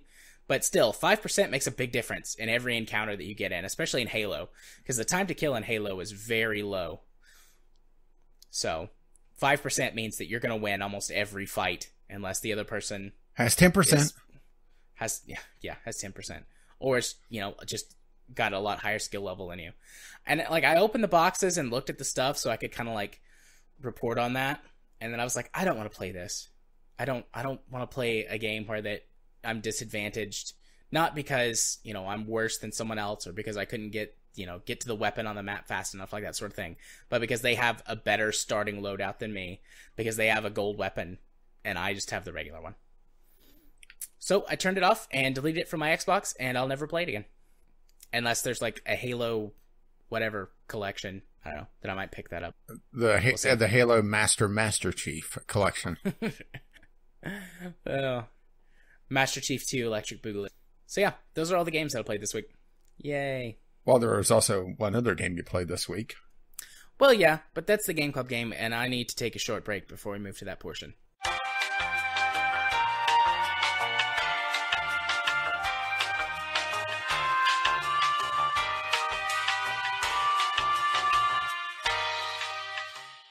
And we're back from our break to talk about our monthly game club, which was Rebel Galaxy. This game did not turn out to be what I thought it was going to be. I mean, it's not bad. Yeah, but well, this is going to be a much before more... we should say what the game club is. Remember? Right. I forget that. So every month, you and I have very different tastes in video games, as people listening to the show know.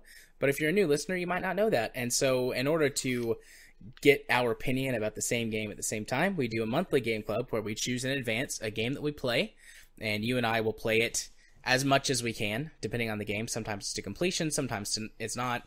And then we come together and we talk about it, and we bring our viewpoints, our unique viewpoints, into the discussion. We also encourage audience participation. It's been a while since we've gotten some good audience participation, but that's okay too. Just know that, dear listener, that you can play the game and chime in too. So this month was Rebel Galaxy, which is a space sci-fi arcadey sandbox that focuses on sort of capital ship combat, or what, large ship combat, I should say. Not all of the ships are capital ships. The first few are corvettes, which are kind of that mid-class. But anyways, larger ship combat, and you're on a plane, just a 2D plane, so you don't have to worry about up or down movements. Yeah, it's essentially tall ship in space, really, because a lot of it is broadsides. Yeah. And this one, the reason that we went for it was the trailer, or the opening. It was the opening to the game, like when the game loads. The soundtrack that starts playing just hooked me. I was like, Jesus Christ, this is amazing. And the soundtrack really makes you feel very much like you're in Firefly when you're cruising around. And then whenever you get into combat, there are a number of excellent rock tracks. Yeah, after a while, I turned it off because it does start to get repetitive. I still haven't. How much did you play? Because neither of us beat it. Yeah, and I didn't even get out of the first sector. I got about 10 hours in. And okay, so you played it. And I got out of the first system right at the end of my playtime. Okay. So you played it a little bit more than me. I've played it for about 8 hours. Although I don't know how far behind you I am on the story, because I spent almost all of my time testing the various game systems, like mining, testing those pretty fully, and then doing a lot of side missions. But I also lost a decent chunk of progress. Just because of the game's crappy save system. Yeah, the save system is very lackluster. I guess we should talk about that first, since that caused you so many problems, is that every time you dock at or leave a starbase, and, this is a space game, so essentially every planet has its own starbase, and actually something I didn't realize until, towards the end of my gameplay, is that the galaxy is randomly generated. So, our systems were different. I did not know that. Interesting. It didn't feel like it, did it? No, it did not. Well, anyway, every planet has its own starbase, and there's usually a few asteroid bases that are just hanging out in the various debris fields in the sector. And once you dock at or leave one of those bases, your game saves. And unless you force quit to the title screen, that is the only time it saves. So, what happened to you? Yeah, so this game likes to throw random encounters at you, which is fine. A lot. It's fine. Space is a big place. There's a lot of stuff going on, and it's an arcade-style combat game. So I get that. So what happened to me several times, this happened 3 or 4 times, I would go to do a mission, and the mission would be very far away. Sometimes I'd even try and do 2 missions because they were close together, the actual points where you completed the mission. So I'd go out, do the mission, and I'd be on my way back to base to turn in the mission. So I'd get the save and then also the mission completion reward. I'd get a random encounter that was some enemies, which is fine. It drops you out of warp. And then immediately it's like, oh, these guys are too tough for you. You should flee. You really need to flee. And it's like, oh, shit. Yep, I should totally flee. But I got blown up before I could get far enough away. Well, what's also a little warp drive. Irritating about that system is that it doesn't always tell you, and it's not really a UI element. It's just sometimes the ship AI is like, this fight, it's all right. And other times they don't tell you at all. And even the missions that would say, like, high risk, you might just wind up fighting a bunch of low-level enemies. Mm-hmm. And honestly, sometimes even when they would be like, oh, these enemies are too tough for you, you could still defeat them. Because they might be high-level, but they were all, like, fighters and gunships versus capital ships. Yeah, or sometimes they're spread out enough where you're able to pick one off at a time and drop the threat level down. Yeah. So, this happened to me 3 or 4 times, causing me to lose, in total, probably 2 hours of progress. So, I played for about 8 hours.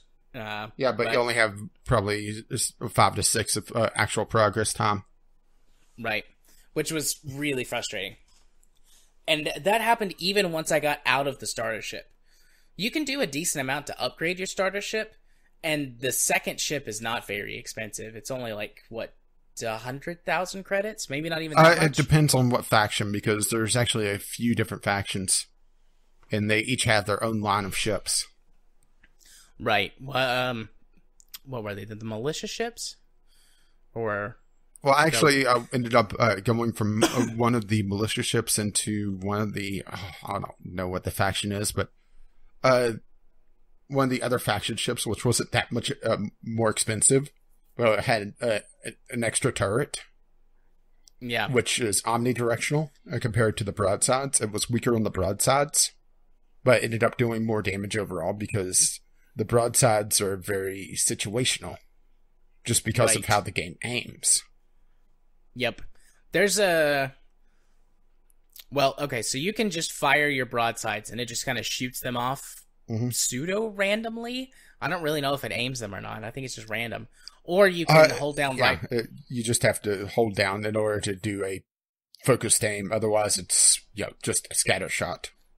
Right. And it's pretty, I don't know, aim assisty or auto lock-on-y. Like, if you point in mostly the right direction, and it'll do the rest. And you'll hit targets. And it doesn't matter if they're above you on the plane or below you on the plane or if it's another capital ship. I broadsided plenty of fighters as they zoomed past. I originally was using the flak secondary, but then I swapped over to a missile or a rocket launcher, a dumb fire launcher. Yeah, I was sticking with the pulse cannons. Because I didn't like... I still had missiles as my secondary, but my primary broadside was still energy-based. Yeah, sorry, I was talking about my secondary. Ah. Yeah, no, I used the pulse cannons the whole time. I was getting ready to swap over to the lasers. Give those a shot. Or plasma beams, or whatever they were called. Well, the mining laser actually is a lot of damage, but it's just so short range. Yeah. Yeah, I had one mining laser for a while, but the mining system in this game is not very good, so I dumped it for a better weapon and just stuck to combat. Well, it's that delay. Yeah. Whenever you mine, you have to have a dedicated weapon to be able to mine because reasons. Shooting an asteroid with any other weapon, I guess, just destroys all the stuff. So you have to have a dedicated mining laser to slice open the asteroid to cause it to explode into a shower of one bit of lootable stuff. Even with the fault finder, because it didn't seem like it was doing anything. No, it didn't seem to help. I think it was just like a bump in percentage chance to get like more rewards from one asteroid. But I don't think it was a consistent more resources. But anyway, as you're shooting the asteroid, there's this warm-up time on the laser. Then it starts shooting. Then it feels like the asteroid actually has shields, which the indicator on the UI indicates that it does have some sort of shielding. Then it starts losing its health. And for the Mark 1 mining laser, for anything of a decent size, it would actually overheat before the asteroid got sliced Yeah. because of all the delays. Yep.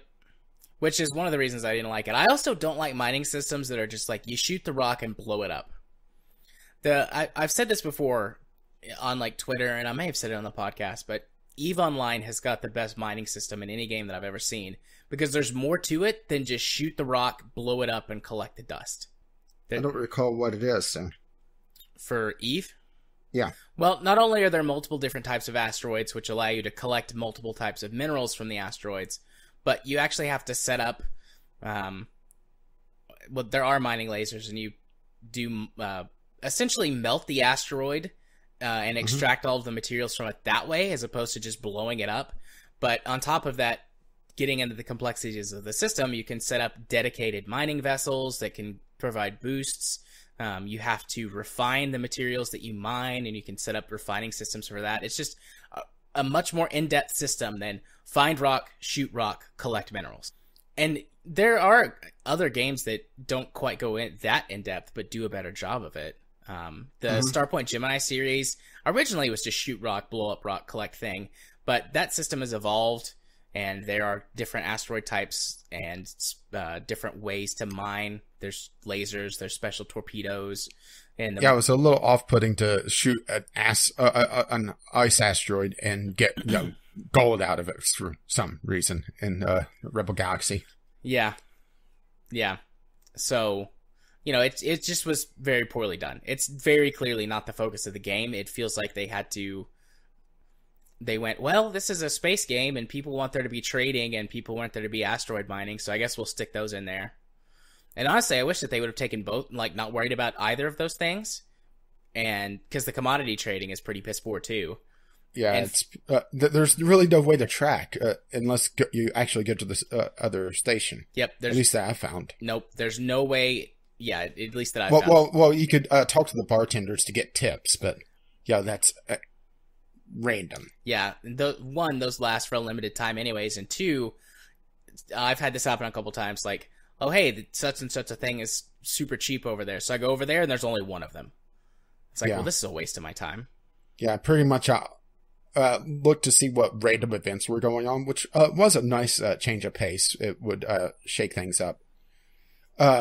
If there was something really cheap that wasn't illegal, I would grab it and then just hold it in my hold until I had a chance to sell it. Yeah. There was one element that I like. The economy's pretty dynamic, and piracy. So I would raid the mining ships and collect all the minerals that they were mining, and then sit on them for a little bit, and then just blow up a couple of ships anyways, just so that they couldn't take resources back to the mining bases. Then you could go back, and because they hadn't been getting any minerals, they would pay more for what you had. Yeah, see, I was never a dick like that. I just wanted to test it out, because they were like, hey, we have a dynamic economy, but the only thing that I was powerful enough to destroy, because the militia might show up if you attack a convoy, or they would have escorts anyways.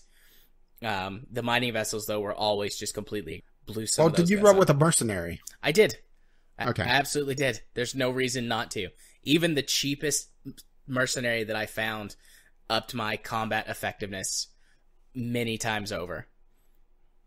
Yeah, I wish there was a way to dynamically tell him to focus on something instead of going into his command wheel in the escape menu, scrolling through, which is this game feels like it's made for with a focus on consoles, really, with just its control scheme in general. And then set him that way, and then if you set him to focus on capital ships only, well, if there's fighters around, he does absolutely nothing. Yeah, they don't have dynamic AI. If you tell them to do one thing, they will do that thing for forever and never do anything else. Because I thought, well, I'll just tell him to attack my target, and then if I target something, he'll focus on that, and then he'll just fight other stuff the rest of the time. Nope. Flies around in circles with his thumb up his ass, unless I target something. So I just left him set on target all. And it's also the same for your turrets as well. The ones that can auto fire. They have the exact same settings. So aside from the flak turrets, which I set basically to just attack missiles because they were useless against fighters for some reason, the little pulse turrets were way better, at least in my experience. But then I dumped the flag turret. It's just got another pulse turret on the starting ship and never looked back. So, the focus of this game is very clearly the combat. The story is, so far, nothing to write home about. Mm-hmm. Pretty generic. Like, oh, you inherit a ship from someone, and there's a mysterious artifact with it, and you're trying to figure out what that is. I will say that the animation quality on, the various NPCs and stuff, as well as the voice acting for an indie game, really good. I did notice the bartenders were, which, they're all one of at least two models, because I did hit a female bartender at one point that was an Australian. Did you see the robot bartender? Because I had robot bartender as well. I didn't have robot bartender, but I did have robot NPC for story. Yeah, the scientist guy. Yeah. I did have a couple not quite great voice acting, but passable. Really good for an indie game though, which sounds like damning with fake praise, but still. Yeah, I thought it was pretty good. I mean, it's, in my opinion, it's better than older Bethesda voice acting. That's low bar. Fair play. Did you try any of the dynamic encounters, like different ways to solve problems in missions? Not really. So there are different ways that you can do things. A lot of combat encounters that you get into, if you're in a jam, you can hail the pirates or whoever and try and bribe them to stop attacking you. Sometimes they do, sometimes they don't. A couple of the missions that I tried had different ways to complete them. Like, there is the story mission. The scientist guy sends you to get some special materials, and he does offer two options there: to just buy the material outright and mine it. Yeah, that's where I learned about mining and how, just shooting with the turrets doesn't work. Yeah, I went off mining for a little while before that. Every great once in a while, you can pick up a resource by shooting with your turrets, but probably 90% of the time. But anyways. There were other missions that gave you different ways to complete them as well. One of the missions, it was one of the other story missions too, whenever the guy shows up, and if you don't just start fighting him outright, if you actually hail him and talk to him, you can bribe him to go away, and he gives you something that you can turn into the guy to show that some of the other story missions give you choices for what to do as well. Or not story missions, the other side missions. I did a lot of side missions, guys. Just give you different ways to complete them. I mean, it's not anything like crazy. It's basically just like, oh, you can do choice A or choice B. There's no morality system as far as I know. Mm-hmm. But, it's like, be a good person and don't go blow up the civilians. You can go blow them up for easy whatevers. So just little things that you could do. Different, a little bit of variety. Although I never, bribed anybody, except for when I got into trouble. I would try and hail and bribe. I had one pirate that took my bribe and then killed me anyways, which makes sense. It's a pirate. But I was like, oh, that's interesting. Games don't usually do that. Usually if you give them the bribe, they go away. But yeah, and you could do that as well on the flip side of things. Yeah. As a matter of fact, there's a story mission where you could do that. Yeah. So, but otherwise, yeah, I mean, the combat is where this game really shines. But honestly, it's pretty repetitive. There's not a lot of variety to it. You can... Well, you do unlock a new type of mission in the next sector. A proper escort mission. Okay. And I have to say, be glad you didn't play that. Because, the main problem with it is that because it's procedurally generated, which after the fact, it's like, oh, this is why it's a problem. There's no such thing as let's go back to Freelancer. The way Freelancer worked for long distance travel in the system was via trade lanes, for the most part, and then essentially sublight travel past that. Well, because there's no trade lanes in this, and they don't really have a set trade lane in this, you could hit asteroid belts all over the place. Well, the couple escort missions I tried, you meet up with the guy, you sync warp drives, which sounds a lot dirtier than what it actually is, and he goes off. Well, because he's just trying to go from point A to point B, he may run into an asteroid belt, and it drops you out of warp because you're too close to, a stellar mass. And so it drops you out of warp. You have to resync. He flies a little bit, starts again. Oh, he hit something else. Oh, now there's a pirate encounter. And it's just very, very frustrating. But there's, it's the pathfinding that's the real problem, because any ship that you get too close to will drop you out of warp. Any asteroid you get too close to drops you out of warp. And it doesn't feel like there's a really clear path from point A to point B. Nope. And other things will drop you out of warp too, other than just that. Like, one time I was speeding along, it's like too close to stellar mass. And I'm like, there's no asteroid or anything. It drops me out of warp, and there was the remnants of a space battle, and there was a ship hull in my path. And it dropped me out of warp for a ship hull. I was like, screw you, game. That does explain things, though. I mean, I didn't realize it was procedurally generated. I just thought there were random asteroid fields all over the place, and I was like, what are the devs doing? At first. Like, this is kind of annoying, because every few, I mean, you can't get from point A to point B anywhere without flying through an asteroid field or a debris field. Until you start really exploring the map and seeing maybe there's a gap somewhere. Yeah. And it does at least label where asteroid fields are on the map. But it does feel like there's a severe problem with just be able to navigate in general. And also, battles feel very clusterfuckish. Yeah. There's no way to really see what's going on around you. And I ended up hitting a problem with one of the story missions that you didn't encounter, where you're actually rescuing your aunt. You actually rescue her very early in the story. Well, that's good. Well, in order to do this, you team up with a militia member, and you have to destroy shield generators around the space to be able to start firing on it. Well, shield generators are hidden throughout the area. Yeah, there's 3 of them, of course, because it's always 3. But also, if the militia blows up, that's mission failed, and you have to start again. Well, there's no way to really keep track of the militia members' health, and it's tough to find the shield generators already because they're hidden in this asteroid field, or at least my version of it. It was hidden in this asteroid field around this space station, which is actually smart for the pirates, but still. So I ended up failing twice. Once, both times I failed. I was still perfectly fine, but once, the militia member just flew in and pretty much blew up immediately. Second time, one of the pirates tried to fly too close to the station, clipped it, and the militia member saw it was damaged and went in and got blown up. So it was a little frustrating. So I ended up just putting it off and just building up my power, upgrading to another ship to have more omnidirectional fire by having another turret slot and decreasing my broadsides.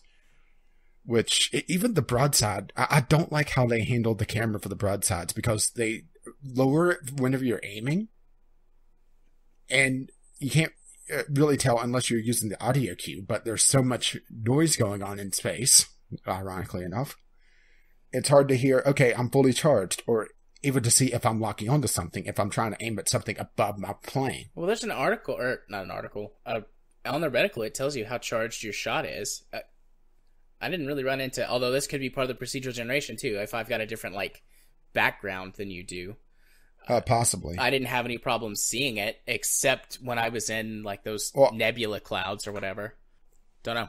Well, I'm trying to talk about the actual aiming, not how charged I am. Right. For the most part. And I really hated the lock-on feature, because there was a couple times I tried to lock onto a ship that was badly damaged, and it kept saying, no, you should fire at this one. Because they were both at about the same degrees from me. Yeah. And I ended up fighting it. And, one time it took me a lot longer to destroy a ship because I was able to get its shield back up, which was irritating.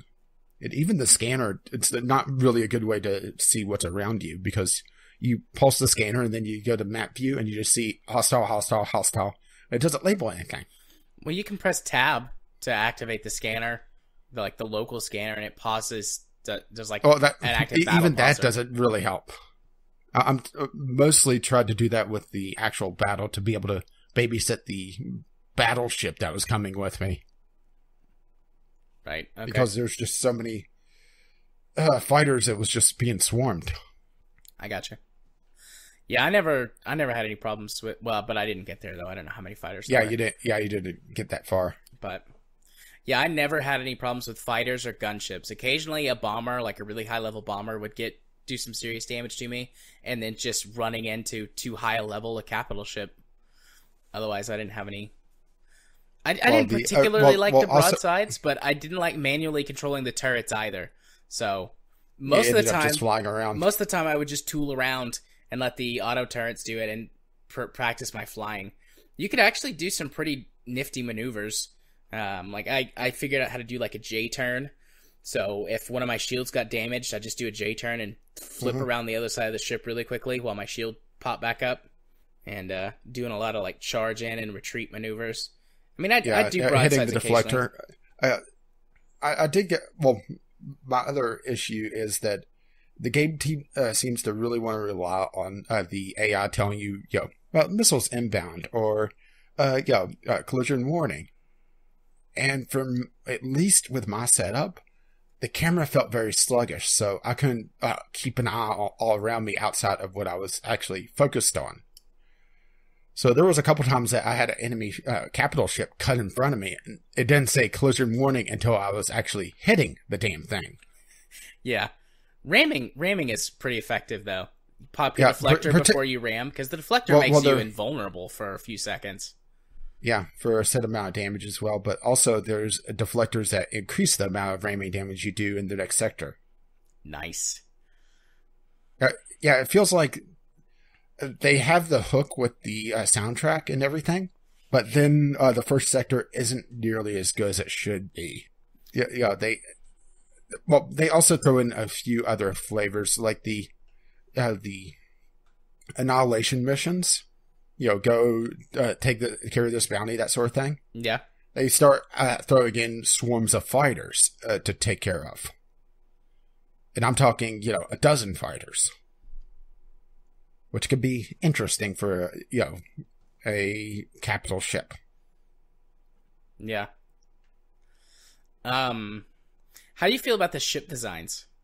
I really like the ship designs. They're very diverse. I did too. There were a lot of different ones. There's some that feel very sleek, very, I guess you would say like modern sci-fi. Then there's ships that feel very like 1950s sci-fi. And then there's like some really messy, like look like they're built out of garbage ships, but are, they look... they look like the Mad Max of spaceships, I guess, is the best way to say it. They've got some of really the ships good designs. Some of the bigger ones are just nice and chunky. Yeah. I feel like real capital ships. The dreadnoughts. Like, I looked up all the ships in the game. There's 20-something ships that you can play. In the second sector, I was starting to see the option to buy them, but they get expensive quickly. I mean, I'm talking several million credits. Yeah, in my first sector, I had a couple of destroyers that were purchasable that were like 3 million, 4 million credits apiece. And like the first... I didn't have any of that, but once I got to the second sector, I got the destroyers and the battleships and that sort of thing. Yeah. So, good ship designs. They were very impressive looking. Good sound design as well, beyond just the soundtrack.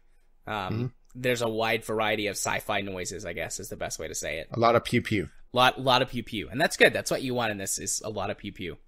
A lot of really high-quality particle effects and explosions. Which is good. Good for the pew-pew. So, is there anything we haven't covered? Trying to think if there's anything really... did you ever try it with a gamepad? I didn't. I did. It says that it has full controller support. I think. Let me go double check that. Yeah, it says full controller support, but it felt weird. Like I had to use the mouse to do things sometimes too. Like controlling the ship was fine with a controller. It didn't really make anything better or any worse.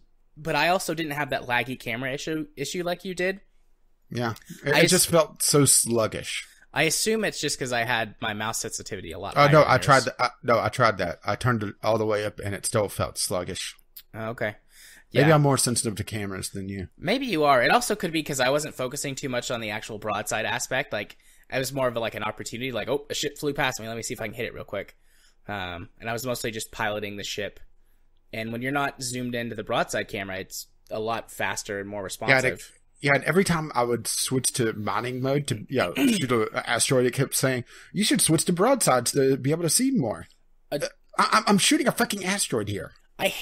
Is there any way to turn off those help icons? Because I think every there time I is, would drop out of warp, it would be like, you don't have to manually drop out of warp most of the time. But actually you do, because the fucking detection on the warp is terrible. It drops you out of warp for a half a spaceship hull and randomly, but if you want to drop out near a space station, unless you fly directly at it, you're just going to zip right on by. Yeah, you drop out of warp in the space station. Yeah. In dock. I actually had that happen once, because if you get too close, it auto-docks. Yeah, that has to be disconcerting for the space station crew. Where did this ship come from? Well, he just came straight out of warp right in here. Yeah, that's the Ace Ventura style of docking. Yeah. Or do you remember the second Ace Ventura movie? I do. Where he parks. Yeah. Yeah, that's... I'm trying to think if there's anything else I want to bring up. Any more points or any questions? Overall, did you like it, dislike it? I liked it for the most part. It's clunky. It's definitely not designed for PC in mind, at least in my opinion. Just with how you have to handle like little things like cargo management. Well, it's I don't know if it was originally released for PS4 or if it was released at the same time as PS4, but it is on PS4. So yeah, it's definitely focused on the PS4 release because damn, and that probably makes sense now why some things require the mouse because touchpad. Yeah. Oh yeah, that makes sense. Actually, that makes a lot of sense. It probably would work better with my Steam controller. Now that I think of it, I'll have to give that a shot too. I do want to finish it. I mean, I love space games. The combat in this is phenomenal. Yeah, it just gets very repetitive because they keep throwing the enemies at you over and over and over again. If the spectacle ever wears off, there's not much left to the game. And that sort of thing tends to stick with me longer than it does for you. But yeah, if the spectacle ever wears off, there's nothing left in this game. The trade mechanics are not good. I will say that upgrade warp seemed to help with the random encounters. I'm not sure if it's on a timer or a set percentage after being in warp for so long. But I did upgrade my warp to be faster, and it seemed like that did decrease the number of times I got stopped. Yeah, I don't. So I'm thinking it's like some sort of percentage. It might be. I upgraded my warp drive to... I don't remember if I had the maximum one or not, because there was like 3 levels available to me. I think I only got 2, but I also had an upgraded booster so I could escape a lot easier. Yeah.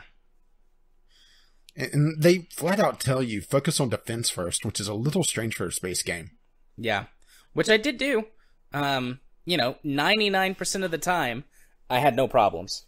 Even if my shields got dropped and I took some damage, like, I never had any massive issues. But that 1% of the time, specifically when I would get dropped out of warp right in the middle of a group of enemies that I couldn't escape, then I would just get overwhelmed. Yeah, and then you lose a bunch of progress. Yep. So.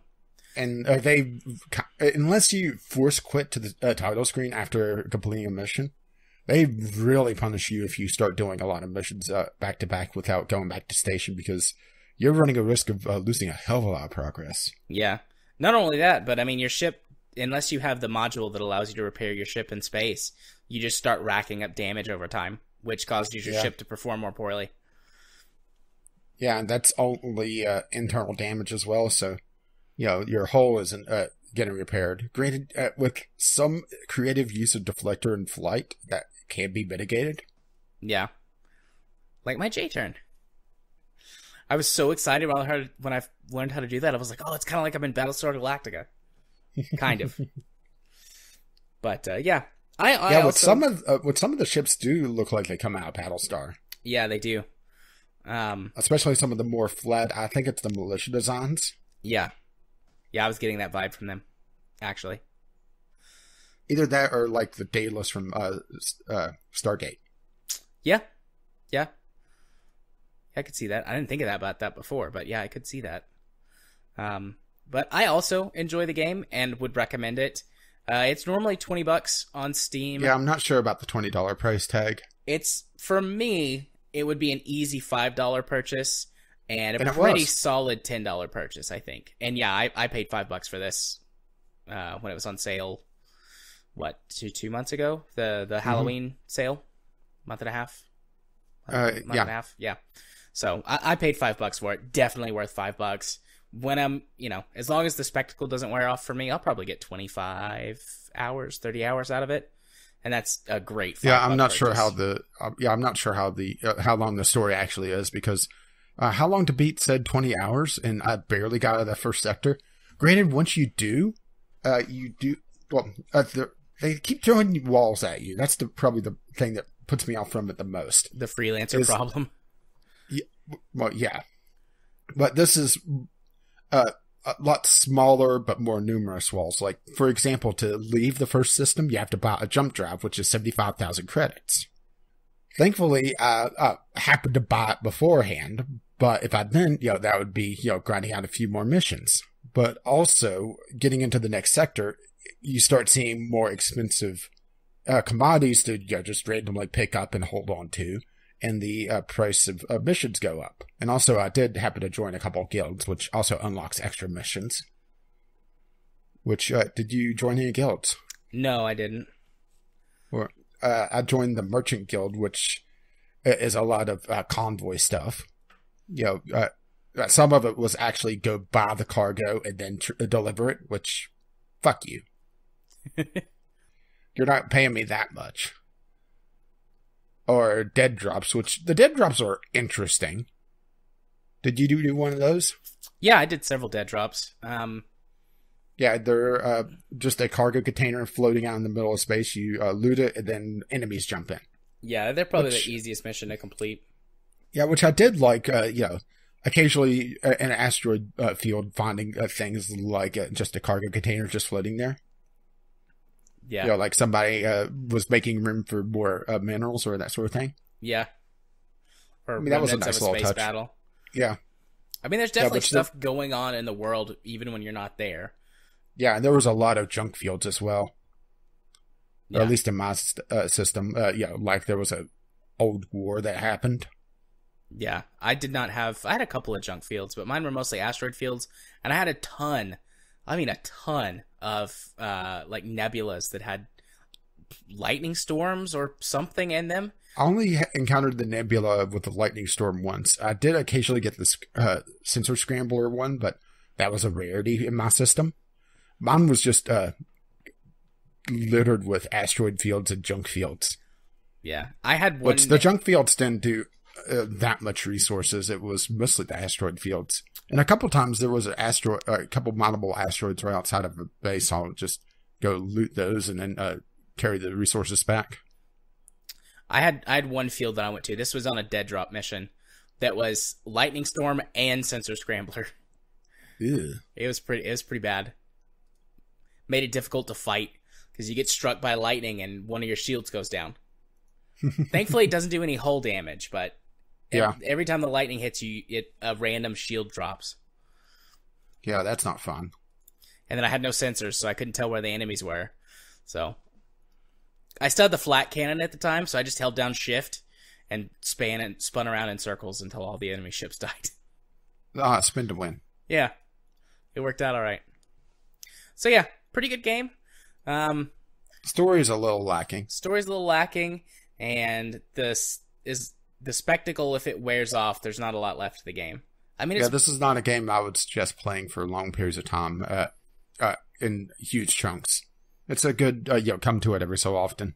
Yeah, but God, the soundtrack is really good. I mean, I think my biggest problem with the soundtrack, and this is going to sound weird, is that several of the background songs have vocals in it. So I kept picking them out. Yeah. I like that, though. I mean, it's different. Every other game I've ever played, usually the backing soundtrack is always, orchestral or very quiet. And this has some of that, too, but also rock and and something that seems borderline metal occasionally, but not quite going across the line. But there's also like some twangy stuff as well, which is what gives it that Firefly feel. You're driving around in one of the sort of, not exactly the junky ships, but one of the ones that's like not symmetrical. And then that music comes on and it's like, yeah, I'm in Firefly, right? Just for a minute. It's good. Really good. Yeah, until Fox cancels you. Yeah. And airs your story out of order. But yeah, if you want a cheap sci-fi game with some good pew-pews, pick this up on sale for $5, maybe $10 if you've, got a little more money to spend or are a little more tolerant of this sort of stuff. I would say, though, definitely $5. It's been on sale for that a few times. It was. Yeah, it's a shame that they never did much post-patch support, because there are a few things that could have been polished up a little bit, I think. Yeah. So that is that. Which means that it's time for us to announce what our next month's Game Club is going to be. And this is a good one. You people out there, particularly our longtime listeners, better contribute to this one, because we're doing Kerbal Space Program. Speaking of asymmetrical flight. Yeah. The game that started it all. It's been at least a year since I've played. And about that as well. Yeah. So, I mean, we're both gonna do mods. We're not gonna do the same set of mods, I don't think, because you use more than me. But the general gist of the gameplay is the same, unless you do a lot of really crazy mods, which you might. But we can still talk about it, and you're free to use whatever mods you want to as well. It might be nice if when you write in your letters to your listeners, several of you I have in mind, and you know who you are. Are you going to be poking people? Yes, I am. It would be nice if you submitted your mod list, but you don't have to. Or at least the major ones. Yeah. Yeah, and we will do the same. We'll list maybe our biggest, most important mods, because I've got a few that I know are going to be on there. And then the others, But yeah, we're going to be doing KSP next. So that will be our December Game Club, which might actually be in January, just because of holiday timings and family travel, particularly for me, but we'll figure it out and we'll announce it. Yeah, we'll figure it out. Yeah, we'll figure it out. Isn't the last Tuesday of the month the 26th of December? Yes, it is. It is, and I'll be on a plane that day, so may have to. The next Tuesday would be the 2nd of January. Yeah, we might do it then. I don't know. We'll figure it out. We'll talk about it later. Figure it out. Anyways, on to our first sort of news topic. Just the absolute mess that is loot boxes. Well, more so than usual. Yeah. Because, wow. Yeah, initially, I think last week we said, we're going to have a good topic to talk about on the show. And I mean, it is a big, good topic that needs to be discussed, but there's been so much that has and is currently happening on this whole loot box thing. Yeah, multiple governments investigating, people wanting regulations. Kind of funny that the ESRB hasn't said a fucking thing lately, hasn't it? Yeah, kind of funny. We have, 7, 8, 10 links? It's hard to tell. It's a mishmash down there. But there's also, one of the late ones that I added was how EA's was talking about how they had to use this system because they didn't want to put cosmetic microtransactions into Star Wars because of canon reasons. Because, yeah. I was actually taking a drink of my water when you said that, and I hadn't heard that. That was a real reaction from me. Choking on my water. Chief Financial Officer says faithfulness to Star Wars canon prevented a cosmetic microtransaction model for Star Wars Battlefront 2. Right. But it allowed loot box gambling for literally everything else. I mean, sure, I do understand not putting Darth Vader in a funny hat. But just for one, how many variants are there on Stormtroopers? A lot. There's a lot of different Stormtroopers. How many variants in outfit did Luke go through in the trilogy? Several. I don't know how many, but if I sat down, I could probably tell you. But No I time. mean, Darth Vader's pretty much the only constant, to be perfectly honest. Because, Actually, Darth Vader has got a couple of different suits. Those are more from the extended universe, but he does have some different suit types. Well, remember, I've only really watched the movies. That's fair. That's fair. In the movies, he's only got, I think, 2 different suits. And one of them is different from... Is it Return of the Jedi? I don't know. There's a difference. It's very subtle. Yeah, it's a subtle difference. It's just like a very slight change to the helmet design. But yeah, something that you really wouldn't notice unless you're looking for it. But yeah, I don't think anybody was calling for a Hello Kitty Darth Vader. I am now. Give me that Hello Kitty Darth Vader. But yeah, there was options. Yeah. And I'm not joking that somebody actually did Hello Kitty Darth Vader ages ago. And I am linking it to you in just a moment. Oh, good. I can't wait to see this. Where are you, Skype chat? There you are. Give it to me.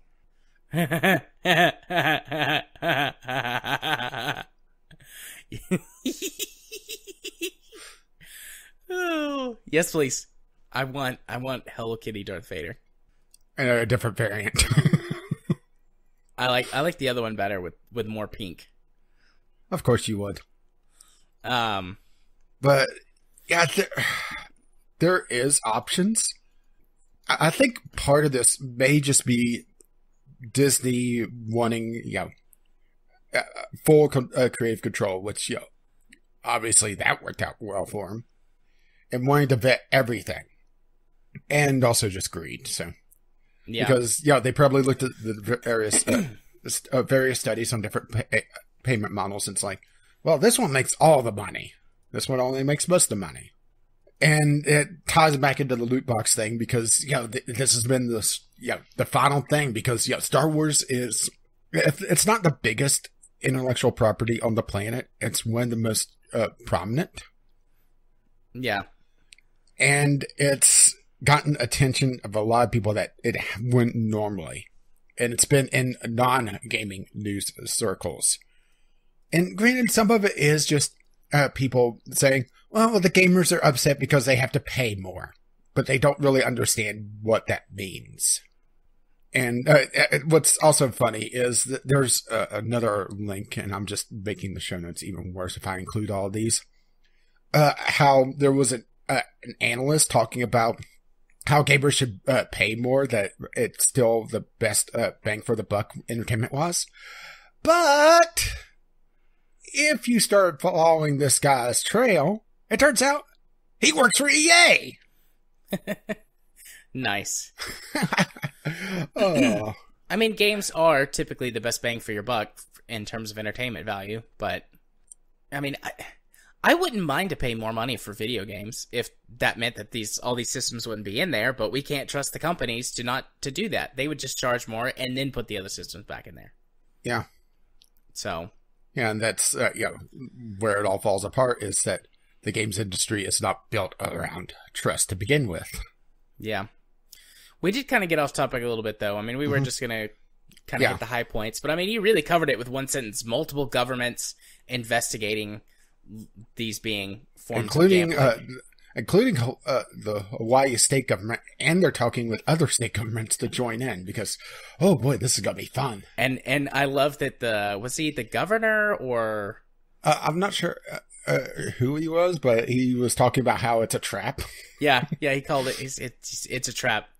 And the internet collectively went, but yeah, it's pretty crazy. Australia's already said that they think they're gonna Australia has already said that they are gambling and they're putting it forward to their whatever committee or commission that handles regulations for that sort of thing for them to do. Like, the preliminary findings found that it was gambling, and they're moving it up the chain to the next level. And Australia is one of the countries that's most known for censorship. It and Germany, really, for, well, not censorship, but having, government already controlling, or having government run regulations and rules for the games industry. So there's no surprise on that one. And we'll see how that turns out for Australia. But yeah, this is things are getting crazy. Yeah. I suspect what's going to happen over the next few months, 6-8 months, maybe a year tops, is the governments that are already have good consumer protections and already have government regulations around entertainment industries are going to come down on this hard. And it's not going to be pretty. And it's not going to be pretty for them. And then in places where the industry, polices itself, U.S. Yeah, the U.S. and some places in Europe and North and South America. The Americas, and then a few places in Europe, really, where the ESRB operates. We're going to see them scale back loot boxes. I suspect they're going to go full cosmetic for loot boxes, so that they still keep that monetization method, but they say, oh, no, it doesn't affect anything. It's only cosmetics, which we all know is bullshit anyways, but it'll be enough that the government doesn't step in and do anything. Mm-hmm. I'd say that's the most likely scenario. I mean, anything could happen, but that seems most likely, especially with our current government here in the States. Yeah, which is disappointing, but I'm still shocked that the ESRB has been completely silent, because they are the regulation, or the body that's supposed to regulate to keep the government out of it, and they've been completely silent. Yeah, there was a new group that popped up that was saying that they were going to take over for this, but there's some evidence to suggest that it's a person or a group of people actually just trolling. It's difficult to tell because there's a lot of official evidence to support them, but then also some people are saying, no, this is us trolling. So as of yet, that's currently breaking news. Yeah, Probably by the time the podcast goes live, we'll know for sure, but that happened this afternoon. So yeah. Crazy shit. Yeah, it's a mess. We've got a bunch of links. Who knows? There might be some more in there by the time the show goes live. If you really want to dig into this, and when we have sort of some concrete things to talk about, we'll probably do a postmortem of this on the show. But otherwise, hopefully it's not a postmortem of the industry. Yeah. But there's just so much stuff going right now and so many things changing. It's just difficult to do a good solid topic on it. We'll keep you posted as things go, but for now, that's probably the best that we can do. All right. Well, should we do a nice light topic, or do we want to quickly move along to Community Corner? Yeah, we've got a hard out tonight in exactly 1 hour from. Let's do the golden joysticks. Let's do it. Okay. All right. So the golden joysticks were announced. The winners were. Pretty much right after our last podcast, and this is gonna be a nice little bash on the industry, I think. So I haven't looked at the winners. I didn't look that up on purpose because I thought we might talk about it on the show. So what I've done is I've opened a link that has the nominees, and you said you were gonna ask me what I thought won the categories. Yeah, I'm just gonna go right down the list of the winners here. And it's so nice that the site blocks the video when I have an ad blocker on. That's lovely. So the first category here is the Ultimate Game of the Year. Oh, good. They're not in the same order as they are on the nomination. Of course websites. They're not. Ultimate Game of the Year, okay? Yeah, it came down to Assassin's Creed Origins, Destiny 2, Dishonored 2, Horizon Zero Dawn, Monument Valley 2, which wasn't even fully out when this was... these nominees were posted. Persona 5, PlayerUnknown's Battlegrounds, because, early access game. Resident Evil 7, Super Mario Odyssey, or The Legend of Zelda Breath of the Wild. Okay. There's several good games on this list. There's a lot of garbage on there, too. For my money, it's going to come down to Zelda, Mario, and PUBG.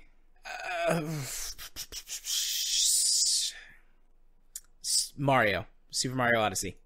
Zelda. Okay. Breath At least of the it Wild. wasn't PUBG. Yeah. Yeah. The fact that PlayerUnknown's Battlegrounds is on this on these categories multiple times is disturbing. I mean, it's not even fully released. Yep. I'm sure it won something. I'm sure it did. The only positive part of that is if it did, we can finally be saying, look, early access games, if they can win awards, they can receive as much criticism as anything else. You can't hide behind that as a defensive criticism. But it's a beta. Yeah, whatever. Okay, so next up on this list is Handheld Mobile Game of the Year, because, that's fair to put those two together. The nominees are Dragon Quest, was that 8? Journey of the Cursed King? Yep. Ever Oasis, Fire Emblem Heroes, and that's actually the reason why I checked it out, because it's like, yeah, I'll check it out if it's on the list. Frame 2, which I've never even heard of, Hidden Folks, Milkmaid of the Milky Way Galaxy, which that sounds like an anime booby game if there ever was one. It does. It really does. Monument Valley 2, Old Man's Journey, Pokemon Sun and Moon, and Super Mario Run. I mean, it had to be... Sorry. I was saying there's only a couple of these that are actually proper, handheld games. The rest are mobile. Yeah, I was going to say, it has to be Pokemon, right? Pokemon won, didn't it? Yeah, Pokemon. Okay. All right. Guys. Whew, the world is still spinning. The universe is fine for now. Don't worry. Things will go off the rails soon enough. Okay, so next on my list is the Nintendo Game of the Year. Which, some of these are pretty much Nintendo Game of the Year anyway. And I don't really have any idea what a couple of these are. ARMS, which is the fighting game. Bird Boy, which who knows what the hell that is. Yeah, I don't know what Mario that is. plus Rabbids Kingdom Battle. Mario XCOM. Mario Kart 8 Deluxe. Metroid, Samus Returns. Pokemon Sun and Moon. Snipper Clips, which I think is only here because it was a launch title. Splatoon 2. Super Mario Odyssey, which wasn't even released when these were nominated, by the way. And Legend of Zelda Breath of the Wild. I want it to be Mario plus Rabbids, but I know it's not. It's probably... I mean, if Zelda won Game of the Year, wouldn't it also win Nintendo Game of the Year? So I'm going to say Zelda. Yeah, well, it did. Zelda won both Nintendo Game of the Year and Ultimate Game of the Year. But remember, this was a popular vote, so yeah. Okay, so PlayStation Game of the Year. Which, no real dog in this fight. Everybody's Gold, whoever the hell that is. Horizon Zero Dawn, Nex Machina, Nier Automata, Do, Persona 5, Stark, The Last Guardian, Uncharted Lost Legacy, or Yakuza 0. I actually know what 3/4 of these games are. But I haven't played any of them. I've just heard people talk about them on podcasts. I'm going to guess Horizon Zero Dawn. So many people have said that was their Game of the Year contender anyways. That's going to be my guess for PlayStation Game of the Year. Horizon Zero Dawn. Well, you got it. I'm bad at that. I swear to God, I'm not cheating. I swear. I just have my finger on the pulse of the gaming industry. Now watch, I'm going to miss all the rest of them. I would say more you're feeling the prostate. That's fine with me. Okay, so Xbox Game of the Year. Cuphead, Dead Rising 4, Forza Motorsport 7, Gears of War 4, Gigantic, Halo Wars 2, Pit People, Slime Rancher, Tacoma. Oh, none of these? None of them? None of them? Really? One of them. All right, so it's between Cuphead, Gears of War 4, and maybe Dead Rising. But I'm going to go with Cuphead since it's the most recent, and it's been doing really good numbers. And you got that one. Yes. The fact that Cuphead beat out Gears of War says something, doesn't it? Yeah, well, Gears of War 4, 1, it came out at the start of the year, and 2, it wasn't very good. Mm-hmm. All right, so, PC Game of the Year. Oh, boy. Dream Daddy. No, I'm not making that one up. Endless Space 2. I love Dream One Daddy. Shot. Planet Coaster. PlayerUnknown's Battlegrounds. Rising Storm 2 Vietnam. Stories Untold. Total Warhammer 2. Total Warhammer 2, Warhammer 40k Dawn of War 3, or West of Loathing. So, congratulations to Endless Space 2 and West of Loathing and Dream Daddy for making it on the list. Good showing. Maybe even Planet Coaster 2. Unfortunately, you're going up against PUBG, which is like the PC gaming sensation of the year. It has to be PUBG, right? Yeah, unfortunately. Yeah, of course. I mean, the fact that it beat out these. Yeah. I've talked about it before. PlayerUnknown's Battlegrounds has to be the most bland battle royale game there is. There's so many other ones that actually throw in some sort of odd mechanic. This is just... Anyway, Critics' Choice Award. Is that on here? Critics' Choice. I don't see it, so... No, it's not on here. Okay, they gave it to... well, do you want to try to guess? Is there like a list that you can... No. Okay, Critics' Choice Award. Super Mario Odyssey? Legend of Zelda. Okay. I figured it was going to be one of those, but the critics would have had access to it before the general public, so... Yeah, so it was the year of Nintendo so far, huh? Yeah. Alright, so Lifetime Achievement, Sid Meier. I'm not going to force you to try to guess that one. Okay. Okay, so Best Storytelling. Horizon Zero Dawn, Nier Automata, Night in the Woods, Persona 5, Prey, Pyre, Tacoma, Torrent, Tides of West Nomura, Uncharted The Lost Legacy, or What Remains of Edith Finch. Oh, this one's tough. This one will be tough, because Nier Automata had some really good storytelling aspects to it. Did some interesting things with, replay, like second and third playthroughs and stuff. Horizon Zero Dawn has been talked about super positively for the way it handles its story. A couple of these other games, like Empire, have been also very praised. And I'm going to go mainstream and guess Horizon. And you got it. Yes. I'm doing good. Yeah. I'm super proud of this. Yeah. Are you sure you aren't cheating? I swear to God, I'm not cheating. Okay, so Best Visual Design. Cuphead. Not even wanting the list? I can see the list of the nominees. I've just been letting you read them for the listeners, but it's Cuphead. I wouldn't even need a list to tell you that this year. Cuphead, Dishonored 2, Final Fantasy 15, Nog? What the hell is that supposed to be? I'd never heard of that before. Horizon Zero Dawn, Little Nightmares, Monument Valley 2, Dying in the Woods, Persona 5, Pyre, or Legend of Zelda Breath of the Wild, Cuphead. I mean, that's an obvious one. That one's a gimme. Yeah, that's like the star in the middle of your bingo card. Okay, so Best Audio. Destiny 2. Sorry. Hellblade, Sona's Sacrifice, Horizon Zero Dawn, Life is Strange Before the Storm. Hey, Life is Strange finally showed up.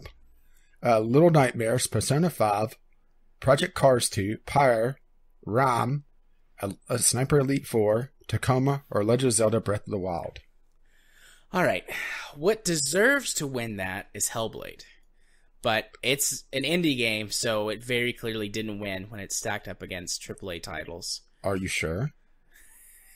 I think so. I don't know if you're trying to trick me. I'm between Horizon, Zelda, and Destiny. This one's the one that I really don't know.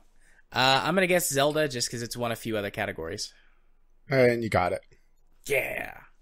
All right, Best Gaming Performance. Ashley Birch as Alloy in Horizon Zero Dawn. Brian Bloom as BJ Blazkowicz in Wolfenstein: The New Colossus. Claudia Black as Chloe Fraser in Uncharted. Freya Wolf as Ryder in Mass Effect Andromeda. Sorry. Was that mean to me? Maybe a little bit, but it's okay. Jack Brand as Jack Baker in Resident Evil 7. Kyle Brown as Rachel Amber in Life is Strange Before the Storm. Or Kaylee Brown, sorry. I didn't see the I there for a moment. Belia Jurgens, Sonya in Hellblade: Sonya's Sacrifice. Or Nathan Fillion as Clyde 6 in Destiny 2. Oh, I don't know. I'm gonna guess it's gonna, in my mind, it's between Ashley Birch as Aloy, again, as, you know, since Horizon Zero Dawn has received a lot of praise, and her character specifically received a lot of praise this year. Even though she did a really good job, Frida Wolf as Ryder in Mass Effect Andromeda, that game had too many problems on launch, and I couldn't help myself to chuckle. And then Nathan Fillion, who I really want to vote for or cast it to, even though I don't think he's the actual winner, because it's Nathan Fillion, and I love Nathan Fillion. He had a much bigger part in Destiny 2 compared to Destiny 1 as well. So really, I'm between Nathan Fillion and Ashley Birch. I think it'll be Ashley Birch from Horizon. Yep. But to be fair, it's already won several awards, so... Yeah, it has already won several awards. Okay, so this one's going to be a fun one. Best Indie Game. Okay.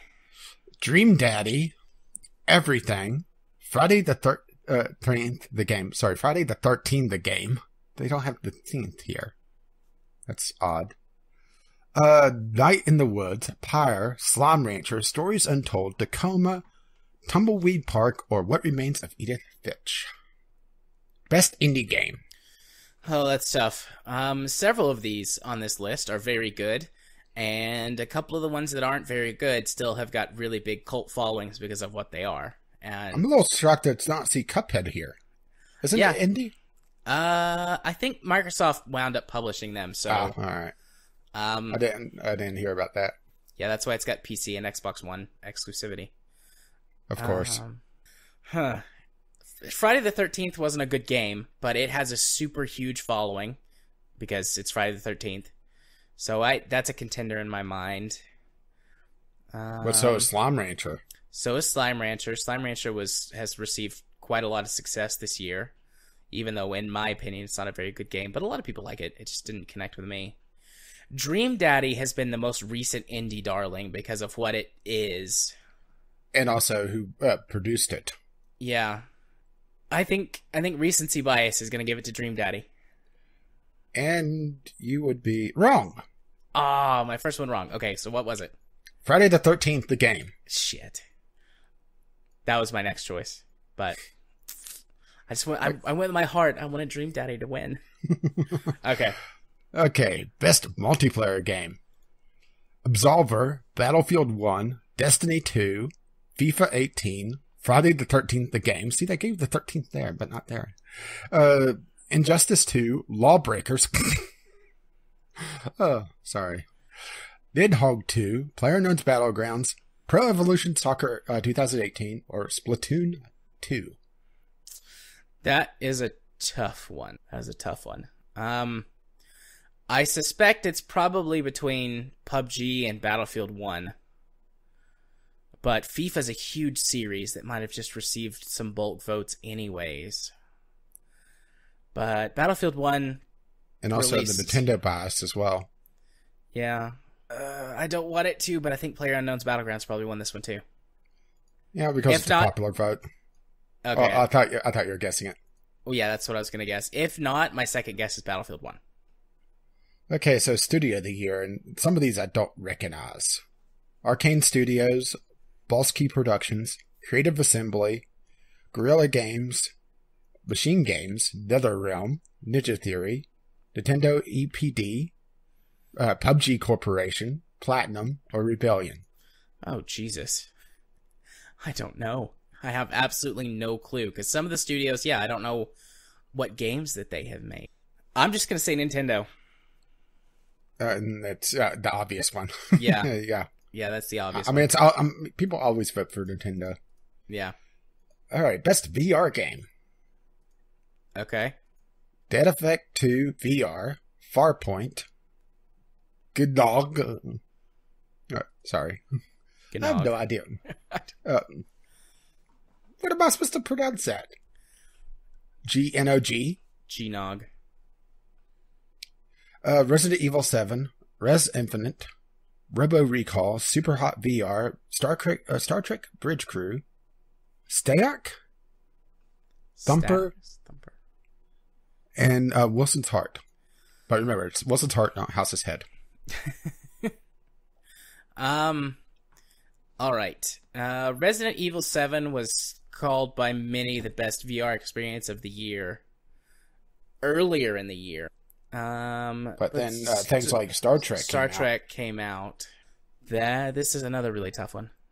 Many of these I haven't heard of either, so I don't even know. My guess is going to be Resident Evil 7 with Star Trek Bridge Crew as the second. And, well, you got first place at least. Okay. So Resident Evil 7 won. Good. All right. Should I just go all the esports stuff and just name it off? Yeah, I don't know. Except for the esports game of the year, because that would be a fun one. Yeah, I don't know the play or the team or any of that shit. Achilles and Lunatic Ha, whatever the hell those are, for play of the year and team of the year. So, esports game of the year. Oh boy. Call of Duty Infinite Warfare, Counter-Strike Global Offensive, Dota 2, FIFA 17, League of Legends, Overwatch, Rainbow Six Siege, Rocket League, Smite, StarCraft 2. Alright, I can tell you it's not going to be Smite. I can tell you it's not going to be Infinite Warfare. And beyond that, actually I can also tell you it's not going to be Rainbow Six Siege. But beyond that, I don't know. StarCraft 2 had a big downturn this year. So I'm going to guess not them. But, I mean, StarCraft 2 is still a juggernaut, so maybe. Rocket League seems to have picked up a lot of popularity this year. And, I mean, it was already popular, but it's just grown this year. Mm-hmm. Overwatch is huge because Blizzard pushes it. League and Dota are both giants. I don't get FIFA, but, again, FIFA is super popular in Europe and pretty much everywhere else in the It is technically, well, outside of Rocket League, the only esport here. Yeah. CSGO is also a juggernaut, so... And that has Valve behind it. Yeah. I mean, this is just 100% a guess. I'm going to go with Overwatch. And you got it. Nice. Okay, so should I just give you a best streamer broadcaster? Actually, I know most of these. Okay. So Hannah Rutherford, Jack something. Jack sorry. It was taking me a moment to pick out the middle one. Jupiter Hadley, Markiplier, Maximilian Drude, Polygon. Sorry. Waypoint and What's Good Games. As far as I know, Jacksepticeye is the biggest one on the list, which probably means him, but I want What's Good Games to win it. And you would be wrong on both counts. Okay. Markiplier. Oh, Markiplier. I didn't know he Remember was... the tween vote. Yeah, oh yeah, good point. I didn't know he was that big of a streamer. I mean, I know Markiplier is obviously a huge YouTuber. Okay, so let's see. Breakthrough Award, is that on here? I'm not seeing it. No, I'm not seeing it. So, oh, yeah, here it is. Oh, it is? Yep. Oh, at the very bottom, probably, right? It's next to the PC Game of the Year. Breakthrough Award. Although I don't know who many of these people are. Yeah. Do you want to take a wild guess then? Or just going down the list. Ashley Birch, Brendan Green, Cavalier Game Studios, Game Grumps, John Sparrow, Infinite Fall, Melania Jenkins, Nick Popacek, Nina Freeman, and Smack Games. Smack Games. I mean, I don't know a lot of these. The only one that I know of that's like new-ish this year is the person, Ashley Birch. She's the head or the founder of What's Good Games. So I mean, she's the only one I know, so I'm gonna go with her. Yeah, and that's it. Oh wow, sweet. Way to go, Ashley. The fact that, I mean, Breakthrough though, really? Yeah, I mean, I know like Game Grumps but I mean, Breakthrough on them. Game Grumps have been around for forever. And let's see, Hall of Fame is not listed. So, Hall of Fame, Final Fantasy went into the Hall of Fame. It makes sense. Which Final Fantasy? 7? No, it just says Final Fantasy. Oh, okay. So, either the very first or the series. So, the Most Wanted Award. Yeah. Is it not here? Yeah, it's on here. Beyond Good and Evil 2, Call of Duty World War II, because, yeah, games that are now out, makes sense. Death Stranding, Far Cry 5, God of War, also known as Dad of War, Metro Exodus, Metroid Prime 4, Ooblets, Red Dead Redemption 2, Sea of Thieves, Spider-Man, Star Wars Battleground 2. Sorry. And The Last of Us Part 2. I have no idea. I mean, obviously I'll make a guess. I mean, sit here and talk myself through a couple of them. I mean, Call of Duty World War II and Battlefront 2 have both came out. So did Last of Us Part. Wait, no, it didn't. I'm thinking of the whatever the DLC was that came out for Nathan Drake, Uncharted. Death Stranding. People are were really clamoring for that earlier in the year just because of the matchup there. Mm-hmm. Far Cry 5. Did that come out? No idea. I was just seeing what Ooblets is because I don't recognize the name, but that's from Double Fine. I mean, I'm gonna go with what I think should be called the rule of Nintendo and say Metroid Prime 4. And wrong. Okay. Last of Us Part. Oh, sorry. Okay. I was gonna say I'll make a second guess, but that's fine. Last of Us Part 2. Yeah, my second guess would probably been Red Dead Redemption 2, so I would have got it wrong twice. Yeah. And let's see, the last one. Sorry. Next. Well, there's one other one, but yeah. The Still Playing Award. Okay. Yeah, it's here. Yeah. Diablo 3, EVE Online, FIFA 17, Final Fantasy 14, Hearthstone, Minecraft, Overwatch, Pokemon Go. Does that count as a game? Sorry. Pro Evolution Soccer 2017, Rocket League, The Elder Scrolls Online, and World of Tanks.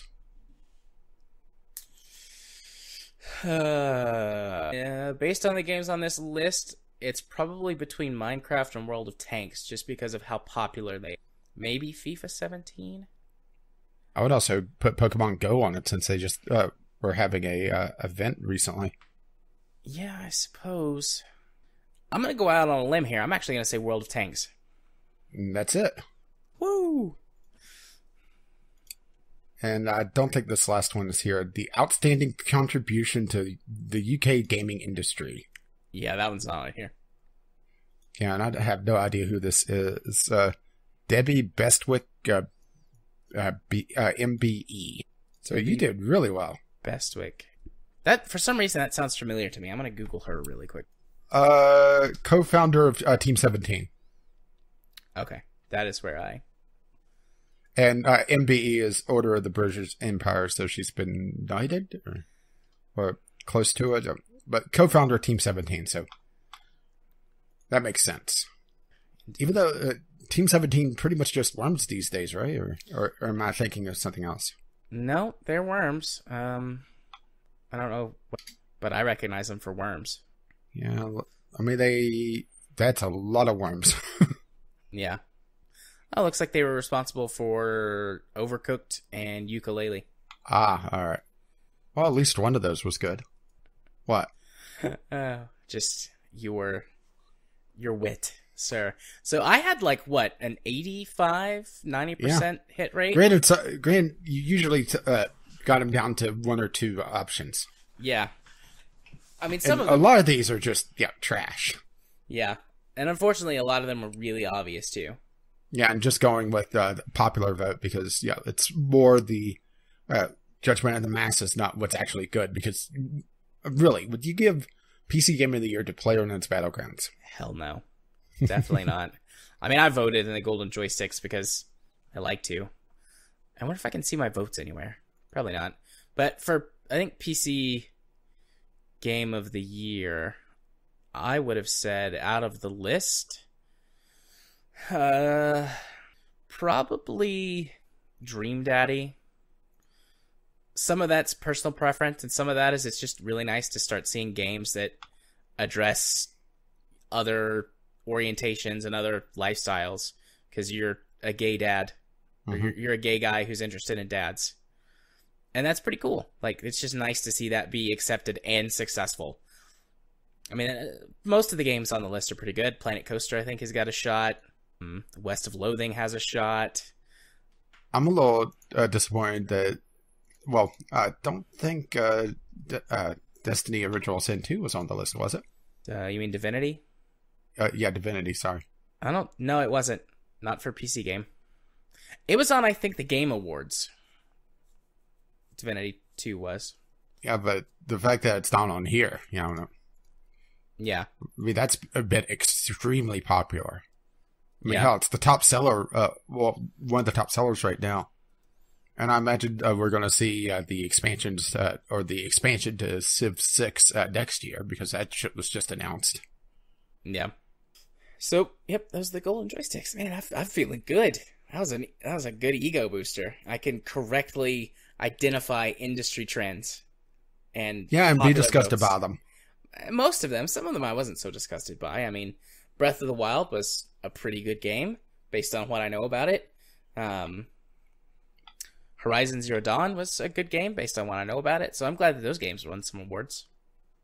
I'm really sad that PlayerUnknown's Battlegrounds won awards, but, you know, at least now we can criticize them, and they can't say, oh, but we're in early access. Yeah, well, you've won awards, so...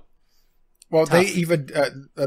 PlayerUnknown himself actually came out and was talking about, I'm not sure if we deserve awards.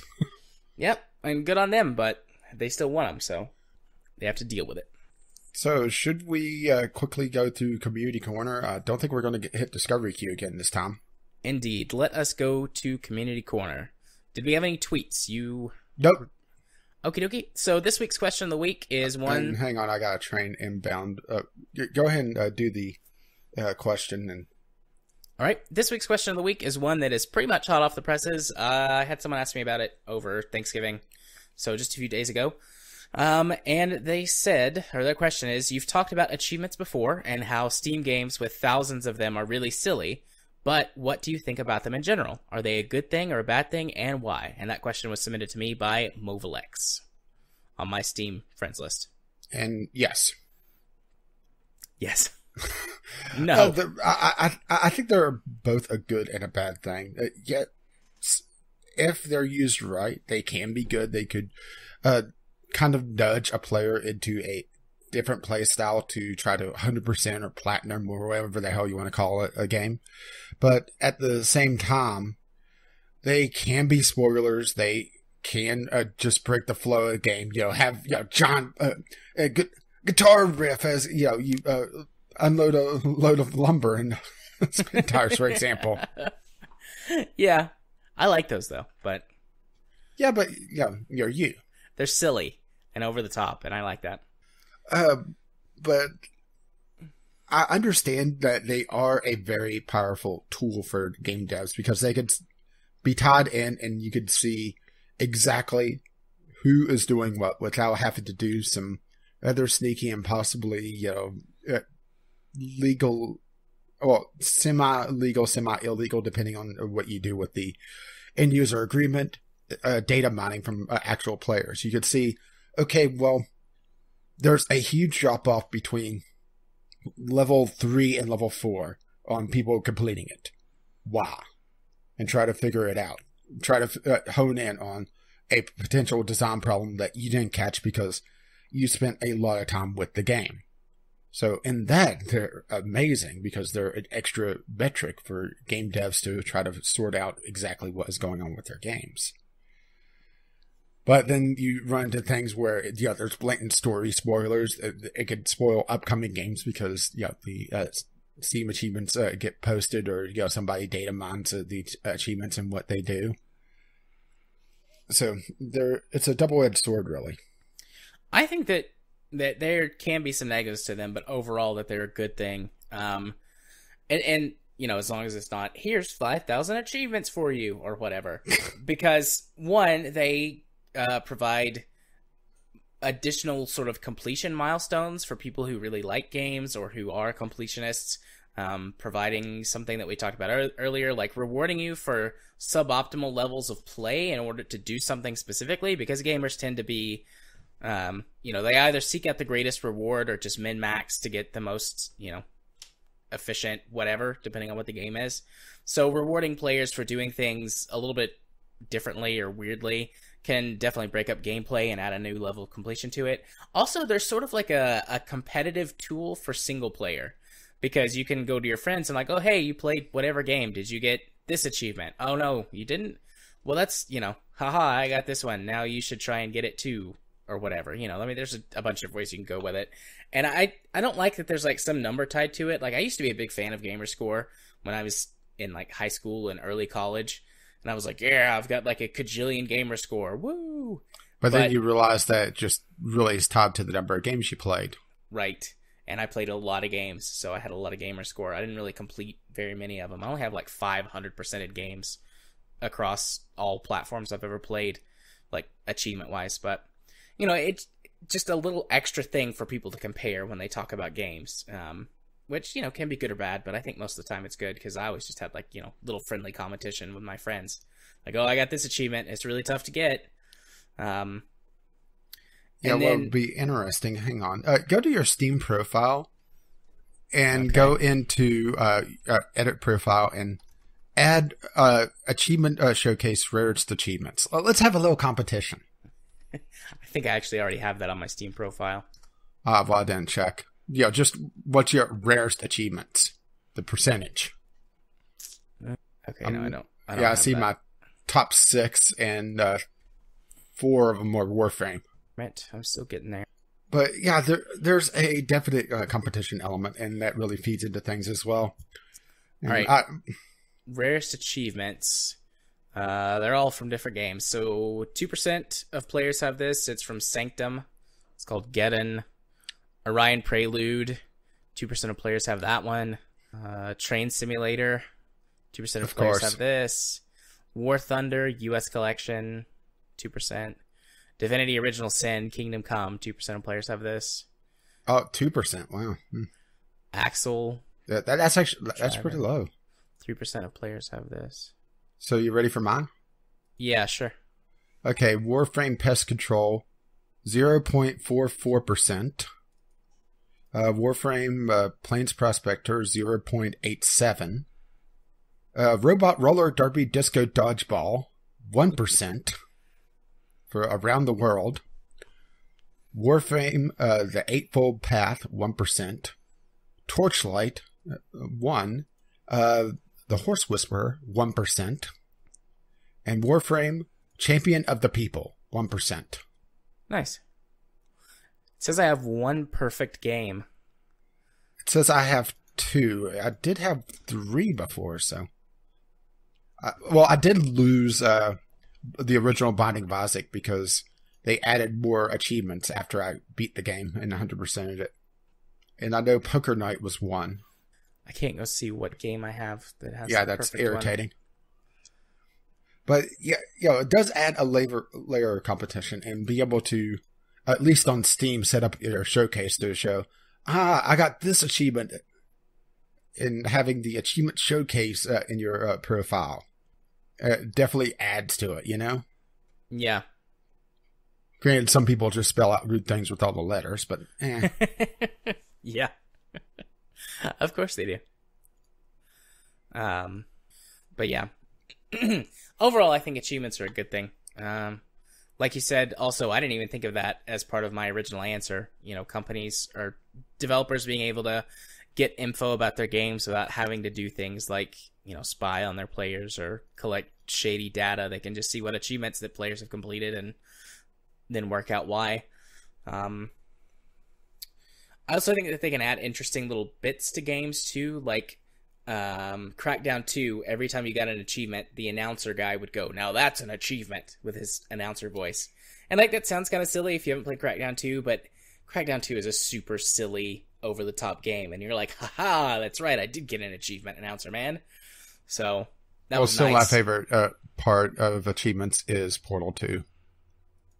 Yeah, that was a good one. But, like you said, achievements can spoil things. I think that really only happens when they're lazily done. I mean, granted, there is ways to hide achievements in Steam, but you still could go to the global list and see potential spoilers. But it really depends on what they put in as the labels, and that really comes down to really a game developer caring. Yeah. And if they just put in achievements because, people demand it, they may just lap them in. Or they may just make a game that's a crappy platformer with 5,000 achievements. Yeah, they might do that. Well, Team Fortress did an interesting thing with their achievements. Well, at least originally in Team Fortress, weapon unlocks were tied to your achievements, and each class had a set of achievements as their class updates came out. So completing a certain number of the achievements would unlock a updated weapon. And some of them could be, huge upgrades and some very powerful things. Like, let's go heavy, since that's what I typically played towards the end of TF2. Iron Curtain, take 1,000 points of damage in a single life. With a good heavy could easily do that. Marksman, kill 10 enemies in midair with the minigun. Rasputin, in a single life, get shot, burned, bludgeoned, and receive explosive damage. And it goes on and on and on. And completing different milestones. Let's see, 22 out of 36, 38. I have 36 completed. 38 achievements gave the third weapon, and the various milestones the first one's only 10, and that's not too hard. And that's an interesting way to handle their unlocks before they started going loot crate. Right. That makes sense. But, yeah, overall, I think achievements are a good thing. I don't really know if there's anything else to add to it. When they're done lazily or poorly or just tacked on, no good. Mm-hmm. Shouldn't even be there. But when they're done properly, they can add a lot to the game, giving an additional set of completion for players, encouraging different styles of gameplay. Granted, sometimes they can be just obscenely annoying. Yeah. Like, another Team Fortress 2 one is for the replay system. They tied some of them directly to YouTube views. So you upload a video and hope it gets enough views. Right. I hate when achievements are tied to multiplayer. I think achievements should be a single player thing only. Just because there's so many multiplayer achievements that you just can't get. Especially in older games when achievements were first becoming a thing, like in the old Ghost Recon Advanced Warfighter or something like that. And a lot of other games with multiplayer components. It's like, be the top on the leaderboard. Well, there's only going to be a few people who are able to get that. Ever. Yeah. Or another annoying one is play with the devs. Yeah. Granted, I do like whenever they set it up or play with the dev or play with someone that has played with the dev. Yeah, a viral achievement type thing. Yeah. Yeah, and also, Team Fortress 2 is also a good example of this, is achievements with very specific unlocks or things that are actively detrimental to gameplay. Like, another heavy one of the few I don't have, is taunt while you're invulnerable, which is wasting the Uber charge. Provide an enemy with a freeze cam shot of you taunting while invulnerable. That's just a dick move, honestly. Yeah. And there's also some that, in order to unlock them, they have to be either just cheesed, someone actively working with someone else, or just pure luck, because some of them are kill a certain enemy while they're using a certain weapon that may or may not be very useful to them. And that's, just getting a little obnoxious. But my biggest one is for especially multiplayer that has achievements, which multiplayer games that have achievements are perfectly fine. It's just, when they get obnoxious or when they get in the way of gameplay. To me, you should be able to get a good chunk of the achievements just by playing well. I agree. Sapping 1,000 buildings as a spy. That's something that you'll eventually get. But, things where you're having to just waste people's time or be after detriment to the team is just terrible. Yeah. I think that most achievements, not most, maybe like around 50% of the achievements you should get if you complete the game. And then the rest of them can sort of be ramped up in difficulty in terms of completion. I also like the idea of negative achievements, They not necessarily that they give like anything negative, but you only unlock them by doing something like poorly. There was a few Xbox games I remember having them. TF2 actually has one of those for the sniper. It's let's see, I believe it's getting backstabbed 100 times. I don't play sniper, so I don't have it. I'm looking for it. Let's see, where is it? Yeah, consolation prize. Get backstabbed 50 times while playing sniper, which that's a direct counterclass to the sniper. So, yeah, that's something that proves that you play sniper a lot, but at the same time, something that you don't want. Right. Yeah. I remember them being from the negative achievements I remember were in Command & Conquer 3 on Xbox. And I forget what it was that you had to do to earn them, but they were worth zero gamer score. And it just showed that you screwed something up and lost terribly. Is there one for FTL where you die during the tutorial? I do not know. I can't remember if the FTL has proper achievements or not. No, it does not. But it may be an in-game achievement. But it doesn't have the Steam achievement system. Right. Yeah, I don't know. So yeah, overall, we think achievements are mostly good and they can do some bad things, but... It all comes down to a game design. Right. Awesome. So, time to start wrapping things up because we are rapidly running out of time. Yep, we're hitting our hard out. So... Yeah, we're going to have to figure out a way around this, really. Well, we had a couple of extended breaks today. Yeah, true. This recording, so we lost a little bit of time, but no time for that. Finding me in places on the internet. You can find me on the YouTubes by searching for Gaming Psychologist, where I put all my videos at.